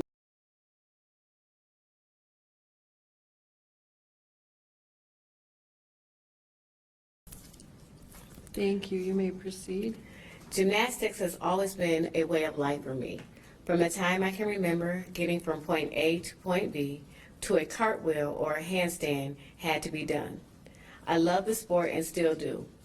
Being a gymnast growing up helped me develop positive lifelong skills that I still use daily, such as time management, focus, punctuality, determination, and more. However, being a gymnast growing up also negatively impacted my life, especially recently. Writing this statement is one of the most difficult things I have had to ever done for numerous reasons. I feel like I'm writing a statement against a father figure, or whom I thought was a father figure. I feel like I'm reliving my childhood and realizing that a lot of the moments that occurred were horribly invasive and sickening moments. I feel sad that I was taken advantage of at such a young age and for so long. I'm probably the last person to come forward and the last person to write my statement. I'm the type of person that is private with their feelings and emotions. I do not like to see people to see me as weak or vulnerable. Like most, I started gymnastics at a young age with the goal of being in the Olympics. I never met my goal of becoming an Olympian, but I gradually rose through the levels, and as the levels increased, so did the injuries. Ankle, back, neck, tailbone, feet injuries, you name it, I had it. I met Larry Nassar when I was 8 years old. Everyone referred to him as Larry. Larry was a friendly, smiling face, a person that people felt comfortable around. He made everyone, athletes, coaches, and parents, feel like they were his friend and that they were his friend first and doctor second. He was funny, casual, and seemed like an all-around good person. The first time I saw Larry was at the gymnastics club I attended for an ankle injury. I gradually saw Larry more and more as I progressed through the levels and injuries increased. It wasn't until I was around the age of 12 when I started having back pain that I received my first treatment, as everyone is referring to it as. This was the first time Larry touched me inappropriately. He had me pull down my leotard to my hips and had me lay face down on the examination table. He started by looking at my hip placement and then told me my hips were out of place and that they needed to be aligned. Ungloved, he massaged my lower back, buttocks, outer thighs, and then my inner thighs. This was the moment I still remember like it was yesterday. As he massaged my inner thighs, he gradually moved closer and closer to my privates, as I referred to it as a child. He massaged right next to my vagina, and then he inserted a finger into my vagina and massaged the inner wall of my vagina. I remember jumping and tensing up and arcing my back out of fear, and Larry saying it's part of the procedure to get your hips aligned. He continued for what it felt like forever, but I believe it was only 15 to 20 minutes. When he was done, he checked my hips again and said they were back in place and that he would need to continue treatments along with exercises he provided to help keep them in place. After receiving this treatment from Larry, so many thoughts ran through my head. Why did he have to do the things he did? What does my vagina have to do with my back? Am I going to be okay down there? I received these treatments from Larry for as long as I can remember, about once a week for 5 to 6 years. Sometimes the treatments would be vaginally and sometimes rectally, and using more than one finger. At first, it felt awkward, scary, weird, invasive, and just not right. But Larry was a highly respected doctor in the gymnastics community, and everyone always talked about how we were lucky to see him and have him fix us, as the gymnasts referred to it as. But even knowing this, I still knew in my head that what he did just didn't feel right. However, my anxiety about treatments decreased as my teammates started talking about their treatments with Larry, and they were very similar to mine. When I was around 14, after having a conversation with my teammates, I remembered thinking to myself, so they are real treatments and I have nothing to be worried about. Eventually, treatments became part of the normal life, not something I wanted to do, but something that was supposed to help me heal and be able to continue with gymnastics, my true love. It was like going to the dentist. No one likes going to the dentist, but we all have to do it. It was routine. After practice on Mondays, I would get in line to see Larry and continue this until I graduated from high school. My contact with Larry didn't end when I graduated. I lost someone close to me, and Larry was like a father figure to me for many years. We would have conversations about life. He would call in prescriptions for me. He would provide medical advice. He was always there if I needed something. Larry was a part of my life for over 20 years. Larry and I kept in contact with each other until the middle of 2016. Contact ended once the first allegations came forward. I have to admit, when I saw the allegations, I was upset and actually stood up for Larry. But as others came forward, I began to realize that my treatments from Larry were very similar. Soon, I had major news stations calling me for statements in which I declined to answer. I was tagged in every Facebook post regarding Larry. I was getting messages asking about Larry. It was all too real to me, and I wasn't ready to relive many years of my childhood. I deleted my Facebook. I ignored the news. I ignored questions about Larry. I wasn't ready. As someone who has suffered with anxiety, depression, and insomnia since a teenager, I finally realized why. I realized that my 12-year-old self was right about how I felt. I realized I should have told someone. I realized that I was a victim of child molestation. But my molestation wasn't just once. It was weekly. It was routine. I felt disgusted, sick. I couldn't think. I couldn't work. I wanted to run away from it all, but most of all, I felt betrayed. I still kept what Larry did to me to myself, even from my own mother. Not because I didn't want to tell her, but because I felt like I was the one that allowed it to happen, and I didn't want her to feel like it was her fault. Eventually, I spoke to my best friend about Larry, and she told me to do what I felt was right. At first, I wrote a letter to myself explaining how I felt and how Larry's treatments affected me. I read it for months before finally telling my mother and then eventually calling authorities and reporting Larry. I have so many emotions, and I don't know where to even end this statement. I am so sorry for the other victims of Larry and pray everyone receives justice and also therapy, as this is something that will never end. Court will eventually be over and life will continue, but it will never be the same for Larry Nassar's victims. This is something that will stay with us for the rest of our lives. It affects our everyday life, our thinking, our trust, who we are as people, and who we are as victims of child molestation. I pray for Larry's family and children, as they do not deserve any of this. I know I have felt very alone the last year, even though there are hundreds of women and children going through the same thing. The only way to heal is to share and to keep others from doing the same thing Larry has done. No child should have to grow through the things we have, and no adult should have to relive a traumatic childhood past. I have a younger daughter, and I looked to her, and I decided to tell my story, not for the money, not for me, not for my mother, but for her. All I can say is, Larry, you found a way to take all of us in the palm of your hand and make us feel like you were the healer of it all, but also acted as a friend and someone we could tell our secrets to. We were all children. We believed you. We thought what you were doing was for our betterment and healing, while the entire time it was for your self-gratification. My dad is rolling in his grave because of what you did to me. Larry, you know exactly who I am. Please tell her she is not alone. I've heard what she has to say, and I'm very honored that she felt ready to share her story publicly, not just with this court, but really with the world. She courageously joins her sister survivors in sharing her story and in adding to the strength of the Army. Please thank her. Our next victim statement comes from Morgan Margraves.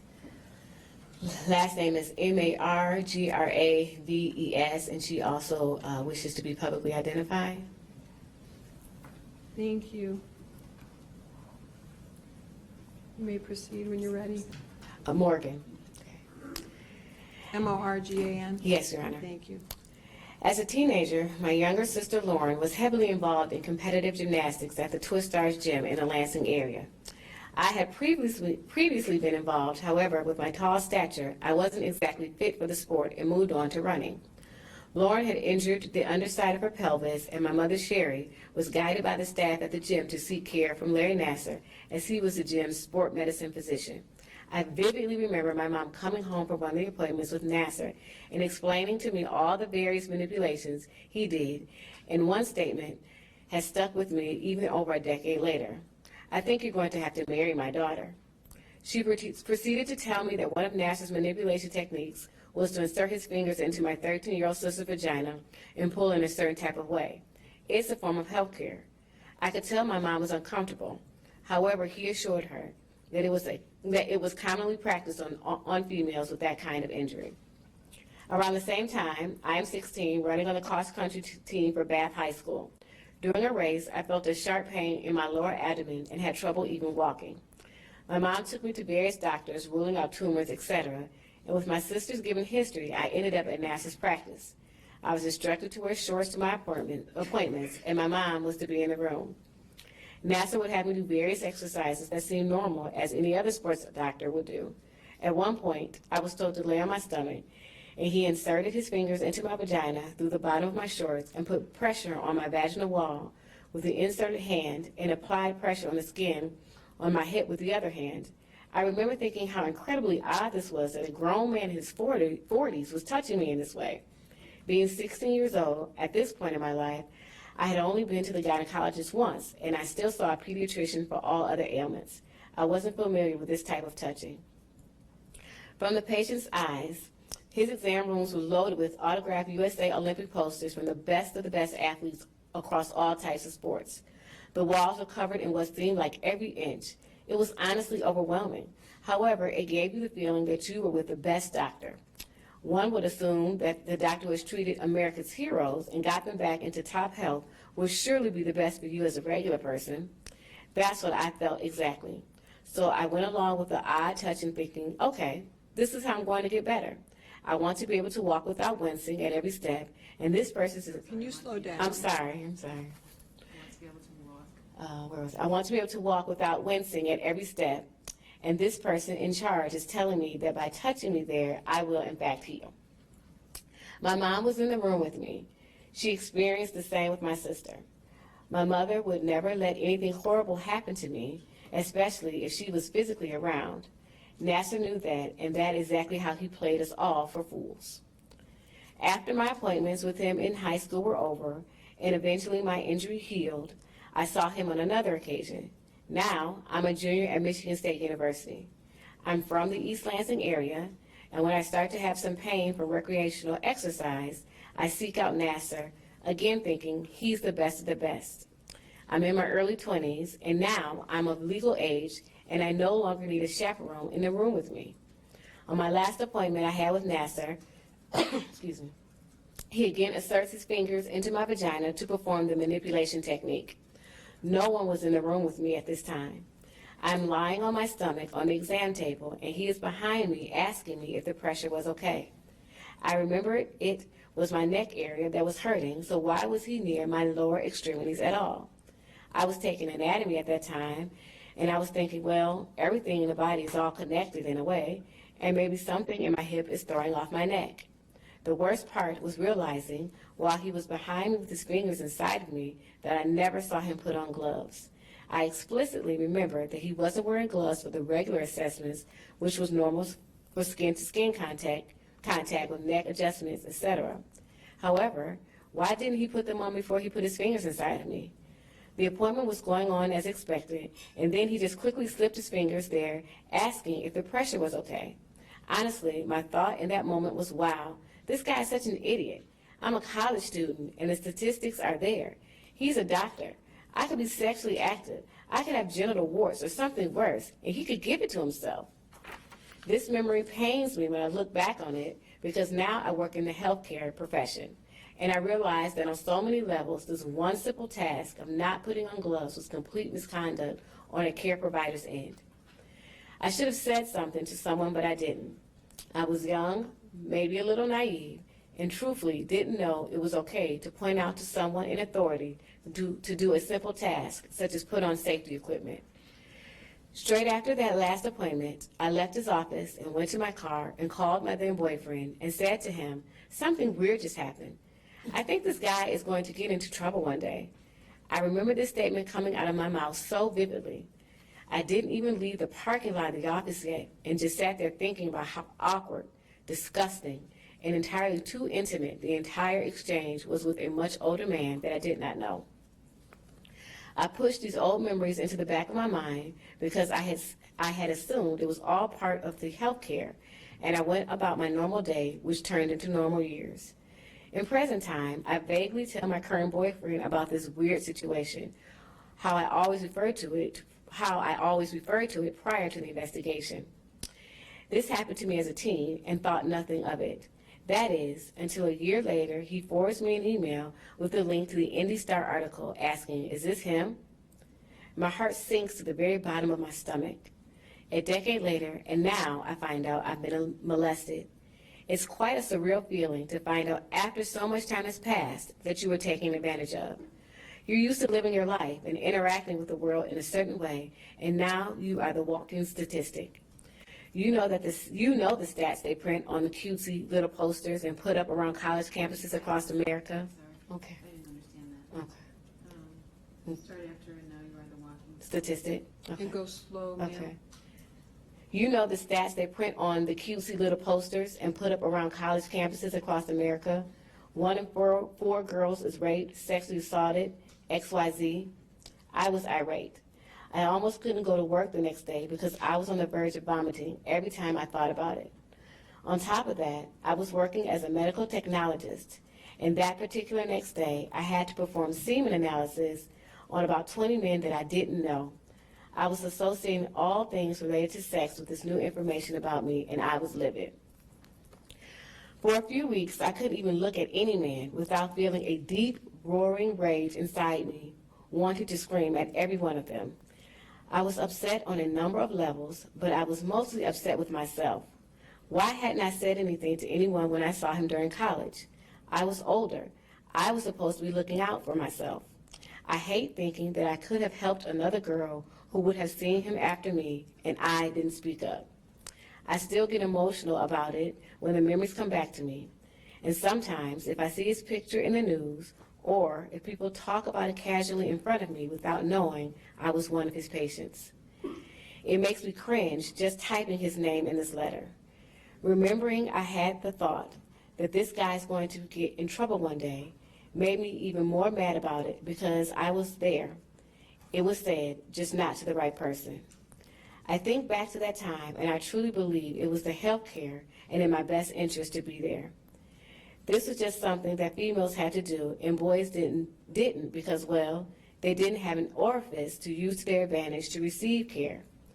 He used his authority to trick my family and I, using his office with all of its Olympic nostalgia as a facade for his deviant ways. My mother lost it when the news broke. She felt such sorrow for letting this happen to my sister and I, both all while she was in the room. My father actually went out driving to look for him around East Lansing. I'm not exactly sure what he would have done if he saw him, however. He felt he still had to protect us in the way fathers do for their daughters. This entire situation has changed my outlook on how I interact with older men, especially in my field of work. At my core, I know that most people are not molesters or pigs. However, it is tough not to have my guard up, especially in my line of work. How I feel now is more disheartened than anything. I feel sad that our society has imprinted onto most men to respond with things like, well, Morgan, you should feel lucky that you weren't very good at gymnastics, or it sounds like you could have had it a lot worse. These were words that were said from a male friend that was trying to be consoling, however, proved to have the opposite effect on me at the time. I'm sad that my parents, who have given me everything from a happy childhood to helping me get through college, feel that they have failed me at their one job, protection. I'm especially sad that I could have tried to get something, anything, into motion to stop this man from hurting others, even if it was just one person. I am sad for all the other victims like myself and my sister who were hurt by this man. I am sad that hundreds of people now have to live with this every day. In parting, I would like to express that I believe we treat physicians like kings in America, and I know he isn't the only one that is breaking his Hippocratic oath to preserve the health and life of my patient, and using their authority and power to take advantage of others in search of quality care. I want this judgment of Larry Nassar to prove that in the country and in the state of Michigan, this will not be tolerated. I wish to see Larry Nassar incarcerated for the rest of whatever life he has left. Thank you. The only one who failed is defendant. Morgan's voice has added to the awareness of others. She is not a statistic, but a real voice, joining in with her sister survivor warriors, and I thank her for that. Next. Your Honor, the next statements you will be hearing from are written by survivors who wish to remain anonymous. However, because they're being read by Rebecca Snyder from our office, and we reviewed those, and there's no identifying information, we do not feel the need to turn off the cameras or live stream at this point. The first will be the statement written by victim number 127. Thank you. You may proceed. Let me begin by saying how relieved I am that Mr. Nassar is finally getting the punishment he deserves.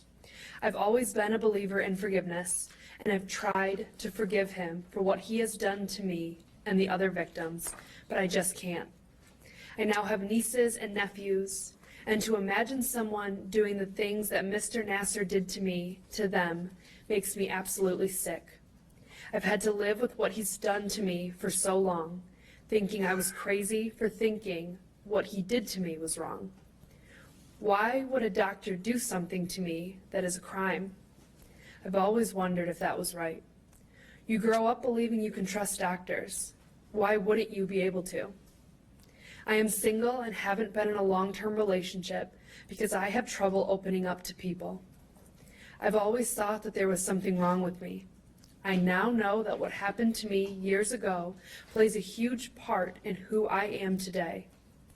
Not only do I have trouble opening up to people, but I have trouble trusting people. I quite often think the worst case scenario, which at times leaves me scared to death. Why date someone if they could end up doing bad things to me? It's hard to know who you can trust these days. If you can't trust a doctor, then whom can you trust? In a way, I feel trapped inside my own body. Like I said, I have trouble opening up to people.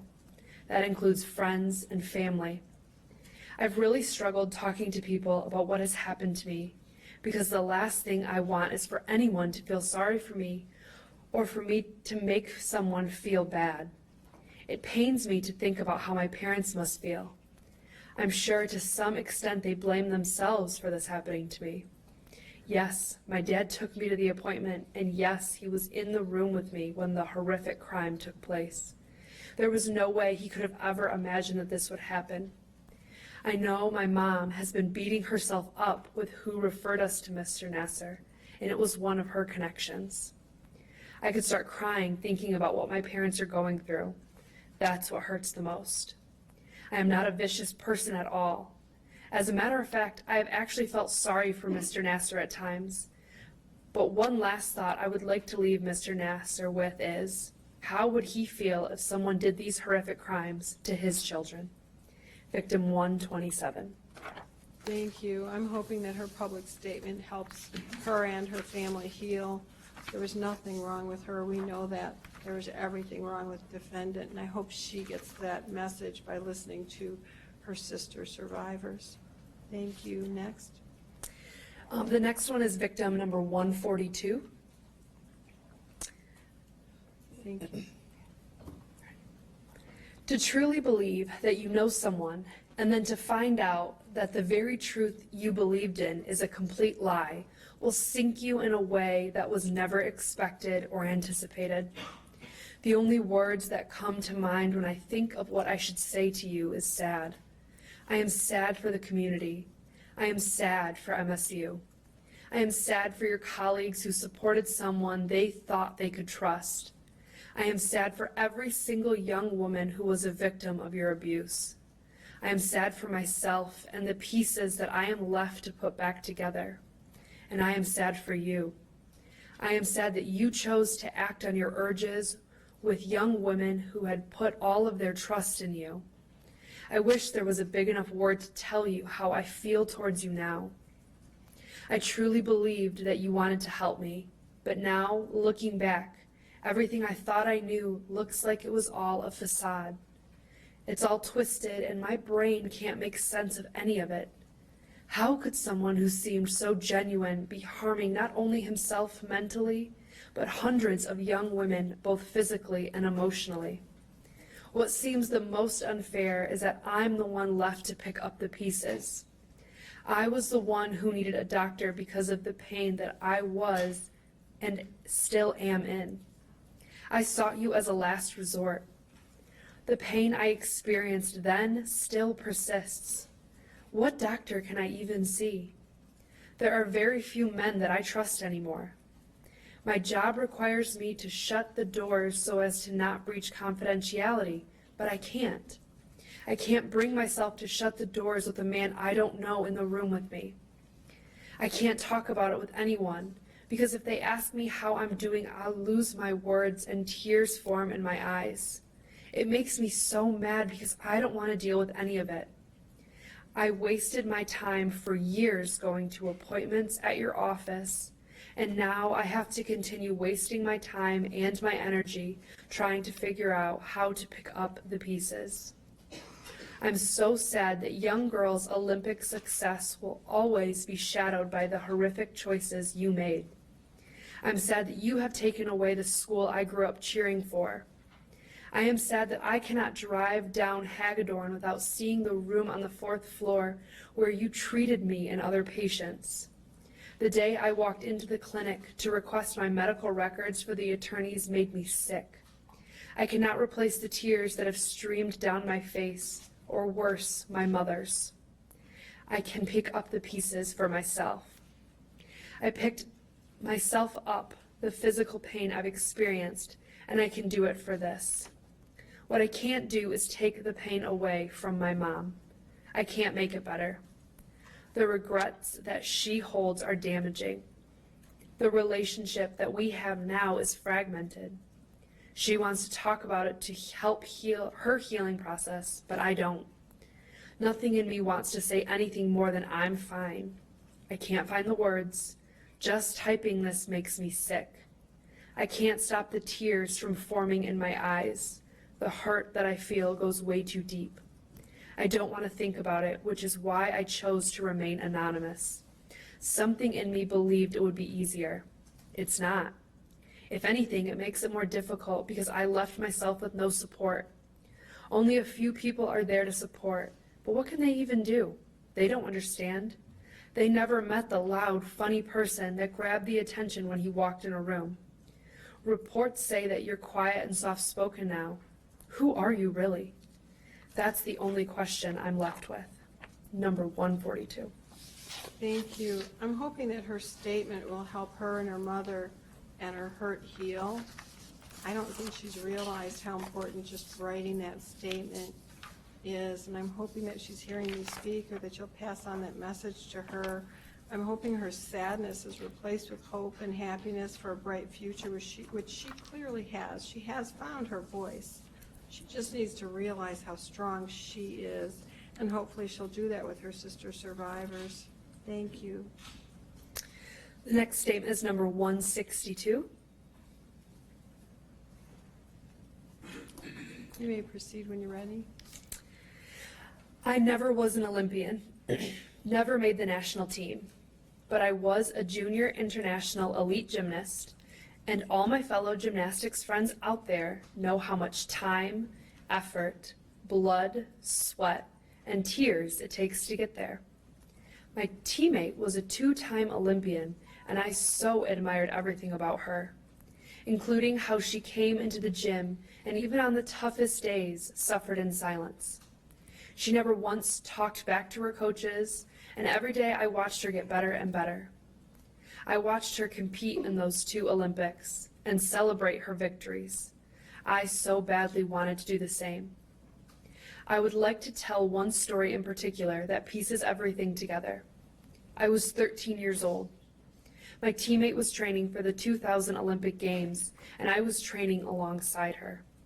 We were lucky to have one of the top USAG coaches come and spend a couple days with her to help her get ready. I remember being terrified of this woman and was told I was privileged to get to have her even look at my vaults. Unfortunately, I had severely pulled my hamstring a few weeks before this and was having trouble running down the vault runway. I am not sure why my coaches put me in this situation in the first place, because they knew I wasn't able to run, but that's beside the point. I am sure they were thinking her insight would only help me. Well, as I pushed through the excruciating pain just to impress this woman, she proceeded to yell at me and shamed me for not being tough enough to fight through the pain. She said that I would never make the national team if I didn't toughen up. I remember standing in front of her crying while my other two coaches just stood there witnessing this. This led me to Classics of 2000. It is a huge competition, one of the most important ones of my life, in fact. My hamstring was still hurt, and this was the competition that would allow me to qualify for the U.S. Championships and quite possibly make the U.S. national team. I remember I was nervous and excited, ready to prove myself. My coach was watching me warm up on floor and said my leap pass was still not getting 180 degrees split. I said to her, "I can't. It feels like my hamstring is going to rip from my bone." She said, "Okay, I'm going to find Larry. Maybe he can squeeze you in before competition." She promptly came back with a huge smile of victory on her face. "Come on, let's go. He's able to see you now, really quick." I remember feeling super stoked that the U.S. Olympic doctor, a so-called a miracle worker, would find the time to see me and help fix my hamstring. Both of my coaches followed me to the tiny room he had set up off the arena, with curtains containing the space for privacy. He then turned to my male coach and said something along the lines of, "I'm going to have to ask you to leave because it would be inappropriate for you to be in here while I work on such sensitive areas." Well, that should have been a red flag, but again, we all had complete trust in our coaches and this doctor, so it didn't even cross my mind. In fact, that made me more assured that I was in safe hands. My female coach remained in the room and chatted with Larry about how the Olympic teammate of mine was doing, etc., etc. I cannot remember exactly because I was too focused on the fact that this man had just pulled my leotard to the side and inserted his fingers into my vagina. No warning, no consent, just going along as if this was totally normal. I remember holding my breath, paralyzed with discomfort and embarrassment.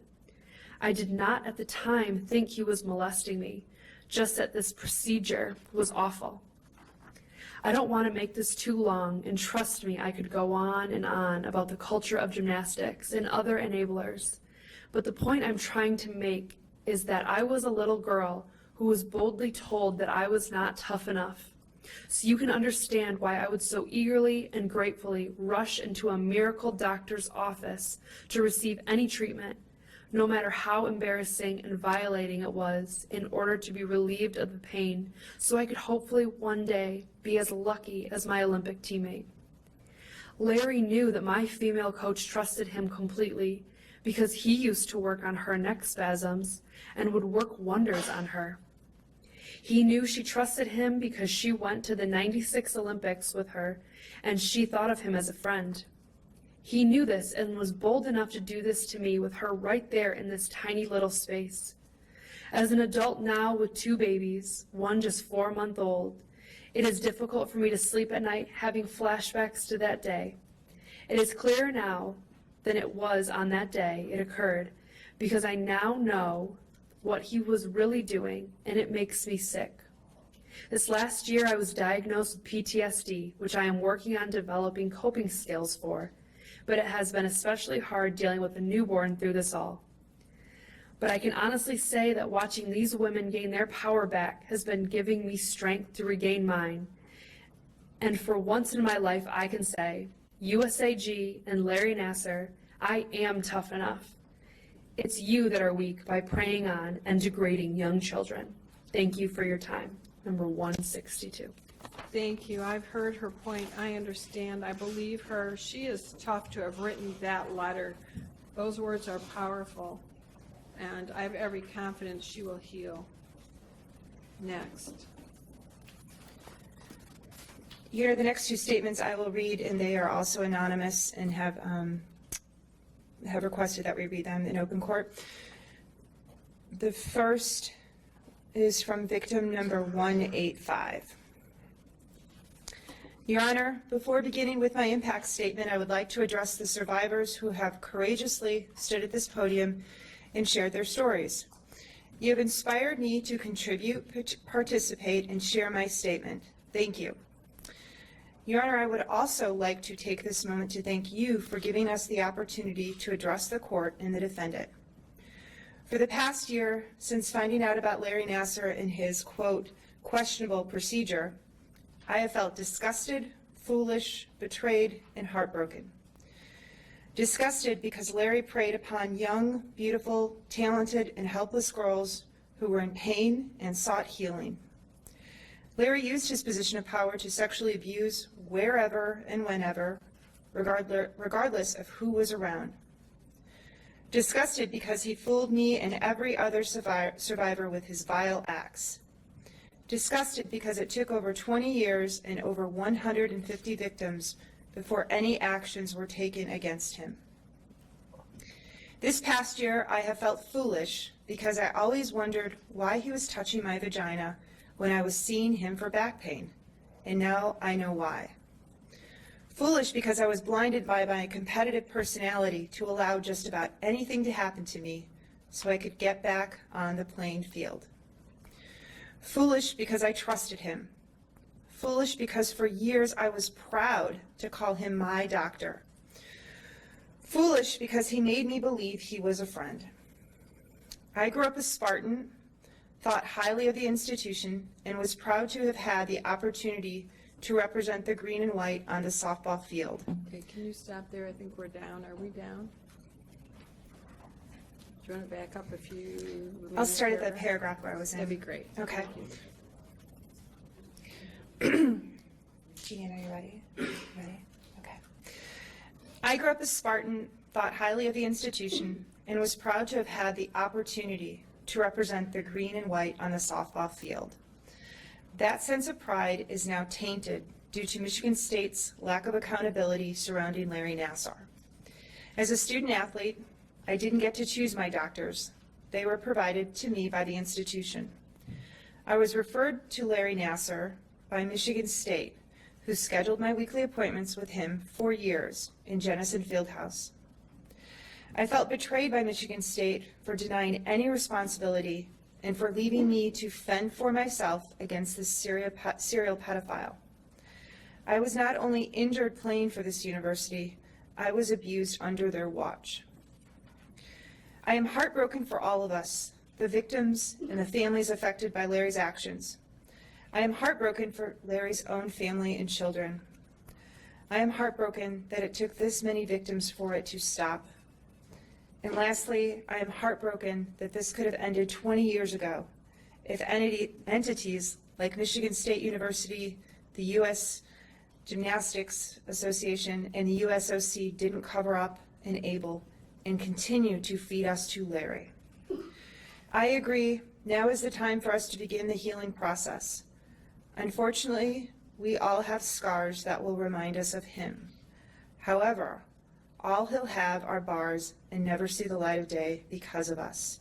Thank you again, Your Honor. Anonymous victim number 186. Thank you. I want victim 185 to know she was never foolish. Defendant was foolish to think he could get away with this for so long, these illegal acts, especially against strong athletes. They found their voice, and hers is one of them. Thank her for me. I will. Thank you, Your Honor. The next statement is another statement I will read on behalf of anonymous victim number 185. That was just 185, wasn't it? That was 186. Oh, that was 186. Yes. Okay, thank you. As one of Larry Nassar's last victims, I would like to tell my daughter's story, and let me just back up a little bit. This is written from a mother on behalf of her daughter, who is a minor, who is victim 185. Okay. Thank you. As one of Larry Nassar's last victims, I would like to tell my daughter's story and how what has been done to her has affected our entire family. My daughter is currently a 14-year-old high school freshman. She doesn't ever want to discuss Larry, what he did to her, or his ongoing trials. But I watch and I follow what is happening with him, and it pleases me to know he will never be released from prison. I have been watching the victim impact statements and crying along with the brave young women for telling their stories, and I applaud you, Judge Aquilina, for allowing them to do so and for making Larry listen to how he has changed their lives forever. What our friends and family see is a typical family with a typical teenage girl, but nothing about her is typical anymore. Larry saw to that. My beautiful girl went from a bubbly social butterfly to a sullen, quiet, scared girl that doesn't trust anyone. How could she be expected to trust when someone she thought was the answer to helping her turned out to be the person that hurt her the most? Our story starts out the same as all the others. My daughter was a high-level gymnast at Twist Stars. She worked her butt off because she had dreams of being a collegiate gymnast. When she started having hip and back pain, John Gettert made her see Larry. Being in the healthcare field, I had taken her to several doctors at the hospital I work at. Every time she was given doctor's instructions to follow at practice, John would ignore them and would tell her only Larry could fix her.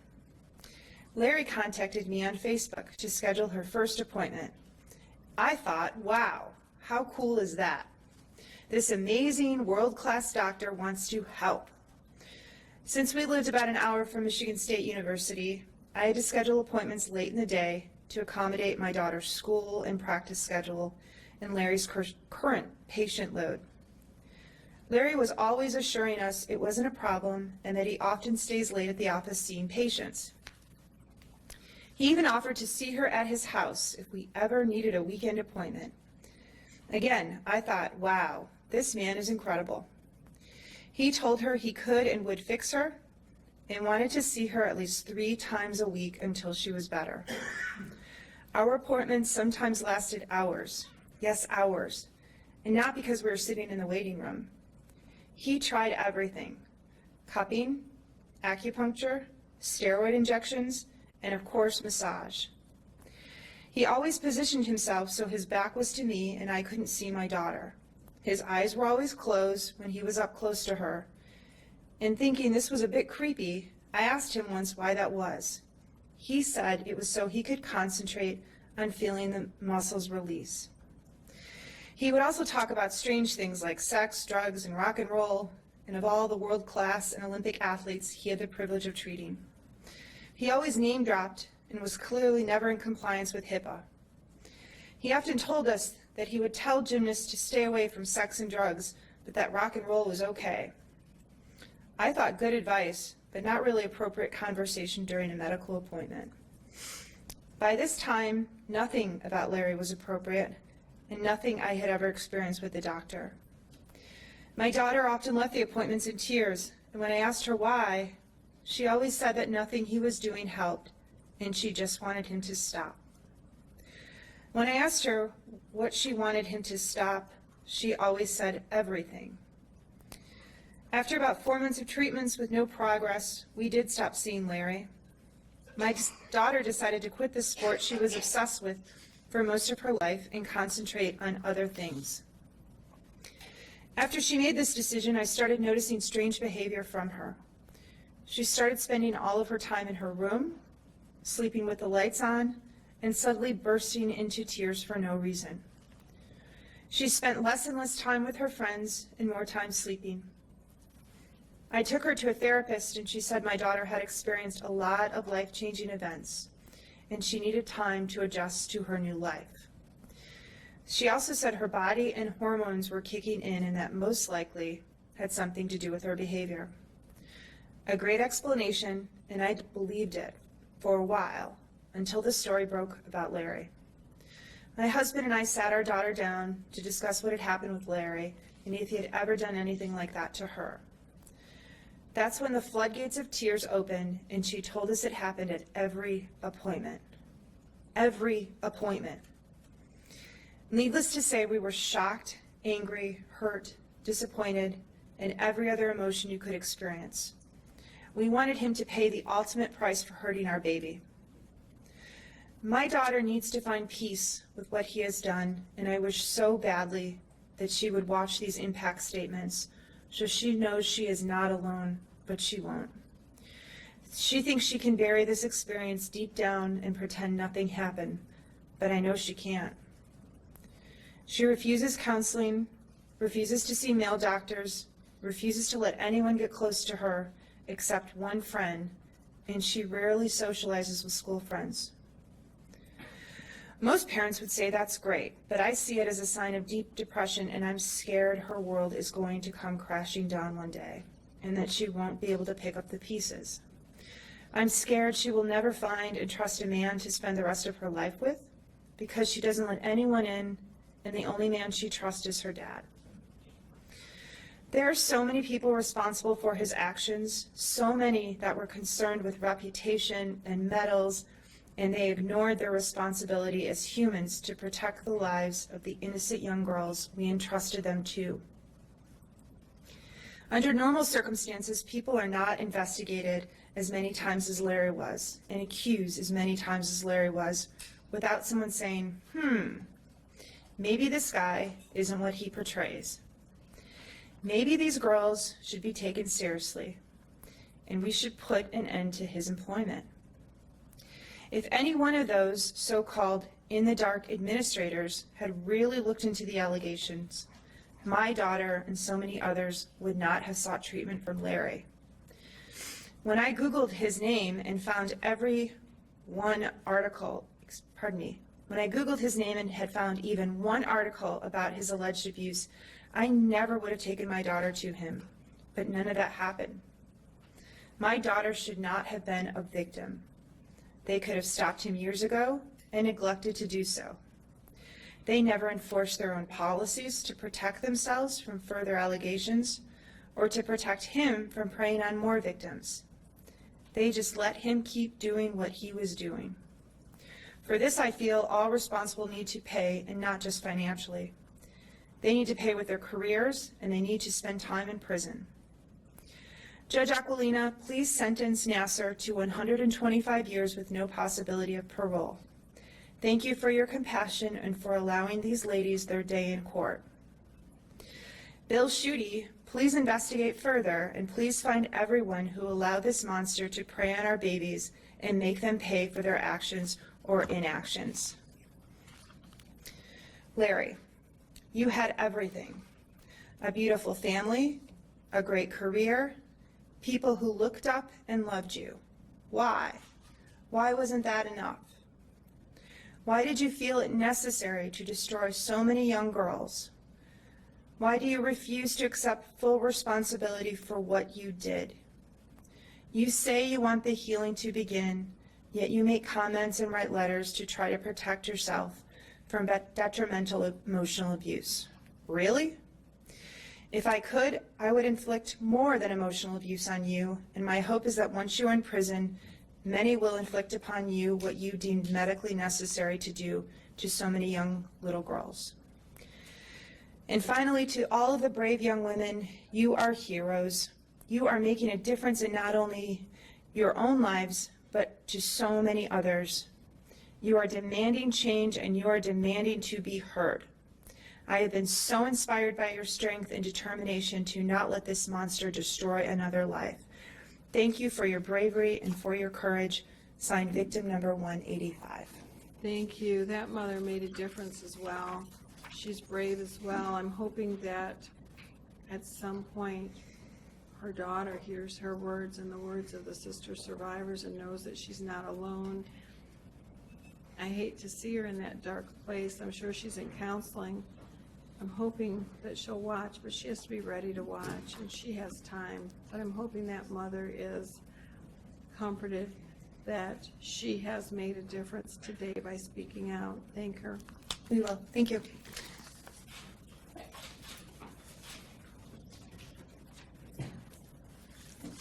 Did we have two more statements? If the court is so inclined, that will also be read into the record. They are anonymous. Obviously, they know their numbers will be referenced, and Ms. Liddell will be reading those two statements. Okay.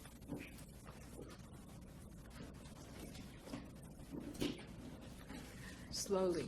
I will, Your Honor. Okay. I can read this one. But it's a little long. Okay.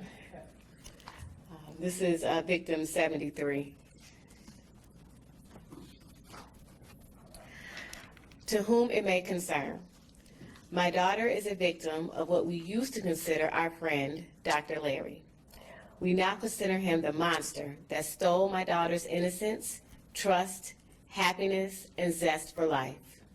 A little background on my daughter is that she wishes to remain anonymous. She was one of the greats in gymnastics. I'm not bragging, just stating a fact. She was watched for the upcoming Olympics, a dream of hers since she was old enough to understand what the Olympics were. She could have written herself a ticket into any college program. As a family, we made multiple sacrifices to help her. We spent over $30,000 a year on training, travel, and doctor visits. We traveled to Houston to the ranch many times because she was noticed by a world-renowned coach at a gymnastics meet. We commuted to the best gym in Michigan for her to train 30-plus hours a week. At 10 years old, her first injury occurred. We considered ourselves lucky to have access to the best of the best doctors in the gymnastics world. Not only would this man text and call her, he also communicated with her on social media. He would see her at his home, his office, and at her gym whenever she needed him. He would bring her small gifts. We thought he cared for her and wanted to help her. What we now know was all he cared about was himself and his sick obsession with children. This monster hurt my baby. He assaulted her hundreds of times over a 4-year period. She had no idea what he was doing was wrong, so she didn't tell anyone. She suffered in silence, keeping his secret. We, as her family, are now dealing with the aftermath of Larry. My daughter doesn't sleep. She has anxiety attacks, some of which have me rushing home from work, worried about what she may do to herself. She needs me with her to travel for her new sport because she can't calm herself down without me if an anxiety attack happens or if she has a nightmare.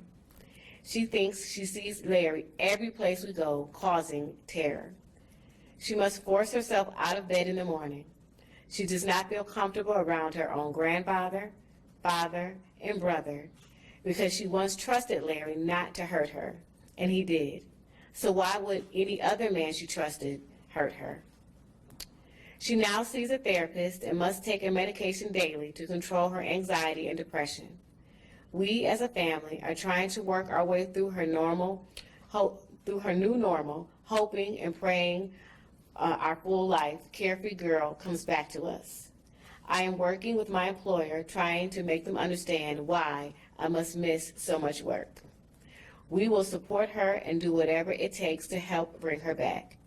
We must try and explain the unexplainable. How a system that was supposed to protect her failed her. How a man that she should have been able to put her full and complete trust in failed her. It is incomprehensible. It is for the above reasons that I request this court to give this man his full punishment. This child is my baby.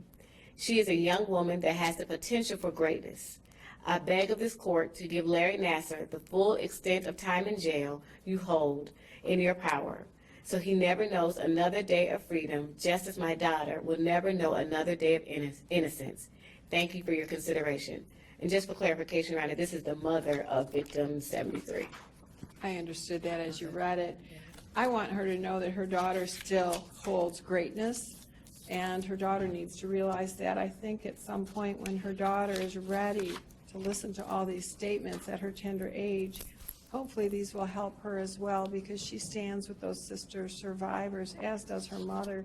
I want her mother to know that I've heard her and will consider her at sentencing. Thank you, Your Honor. This is victim 165, who also wishes to remain anonymous.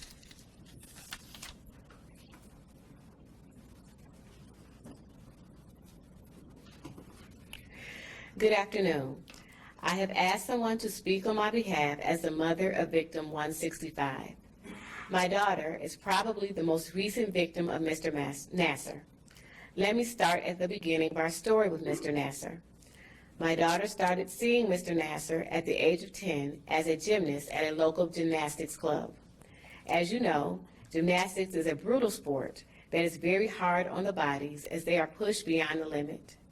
for my daughter, especially who was injury-ridden most of the last 4 years. Mr. Nassar was the one that we all believed could help her in the sport she loved. What none of us realize is that I'm sure we have said numerous times that he was personally responsible for keeping her in the sport she loved. But what we did realize at that time is that it would come at a horrible cost. Her innocence, her childhood, her spirit, and her confidence in everything she has believed in has been broken. Broken by her doctor, the man she admired and trusted. The 4+ years ridden with so many injuries caused by many visits to Mr. Nassar. In those years, a friendship with Mr. Nassar formed. My husband and I donated to his Flip for Autism Foundation, his Run for Holt School Board, and we adopting his kids at Christmas and organized dinners for the Nassar family when the charges first came out. In 2013, this friend, this monster, took our beautiful, sweet, and confident daughter's innocence when he began to molest her, when she saw him for several hamstring injuries, then pulled ligaments in her lower back. I question myself daily, how could this have happened right in front of us? How could anyone not blame themselves for failing to protect their daughter? I do. I failed her. I failed because my daughter was never told she couldn't trust her doctor. She believed this man she trusted in all that he did for her. I cannot even tell you how many times I drilled into her head what was appropriate behavior and what wasn't, what is proper and improper. But you see, we never teach our children to not trust their doctors, their teachers, their pastors, or first responders. She trusted him even though he never explained what he was going to do. He never once asked for permission from her or us. He never had to sign a consent form. He never had a nurse in the room, and he never put on gloves. Had Mr. Nassar explained he was going to insert his ungloved fingers into my daughter's vagina, I know I would have said no. We were not given the opportunity to refuse. This serial child molester, Mr. Nassar, did it anyways. This monster destroyed my daughter's trust. She cried on the floor of her shower for months before she couldn't take it anymore and told us. She could not believe that he molested her. She held this in for so long because she knew if she told us what we would think of her were bad, she held this in for so long because she knew if she told us that we would think we were bad parents. Well, you can imagine. I blame myself. It has destroyed me and has taken away all trust. I cry uncontrollably throughout the day, often. I panic when she is taken in for any medical procedure. The dentist cannot even be trusted. My entire trust in everyone has been destroyed by this monster. This abuse has broken her. She is no longer this outgoing, confident little girl. She is quiet, reserved, judgmental, and scared. She questions every task or decision she makes. She is not the child she was 4 years ago. Unfortunately, she will never be. Mr. Nassar, you sit there and hold your head down while these victims and their families tell their story. You cannot even look anyone in the eye, yet you say you are praying for healing? How is it possible for anyone to heal after what you did to them? You can't even apologize for your actions. Mr. Nassar, you aren't only just a monster, you are the demon and the spawn of Satan. You are no Catholic or God-fearing man. I hope that you never see the light of day. I hope that you sit in your cement cell and replay everything that was said these last 4 days over and over. I hope you realize that you have destroyed little girls, women, and families for your own sick gratification. Your Honor, I ask that you take into consideration all of the victims' statements before you this week and all the silent ones for the victims that have yet to gain the strength and a voice to speak up. There are thousands, and I am sure of it. Please give this monster the maximum sentence of 125 years and ensure that he will never be able to walk out of prison alive. Thank you for your time. I want to thank the mother of victim 165. She has a strong voice on behalf of her daughter, and they stand together with the sister survivors.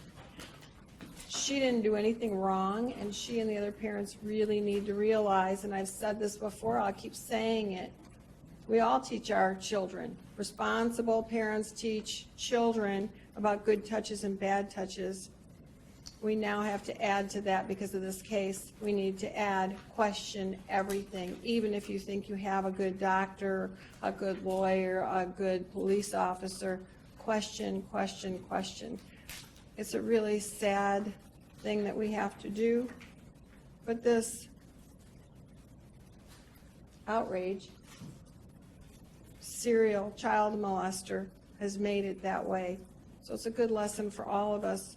She's doing the responsible thing by speaking out on behalf of her child, and I'm hoping her child at some point can listen to all of these and find some comfort with her sister survivor warriors. The army gets bigger and stronger. Thank you. Thank her. And today we stand in recess. We need to get defendant back to the jail, and we will return tomorrow. I have 2 minor matters. They're not minor technically, but they won't take very long, at 8:30. So tomorrow I'll probably be in another courtroom handling somebody else's matters that I need to address that are important and time sensitive. So we will proceed tomorrow morning in my courtroom on this case at 9:15. And we'll go all day. Thank you. That's all for today's record. All right.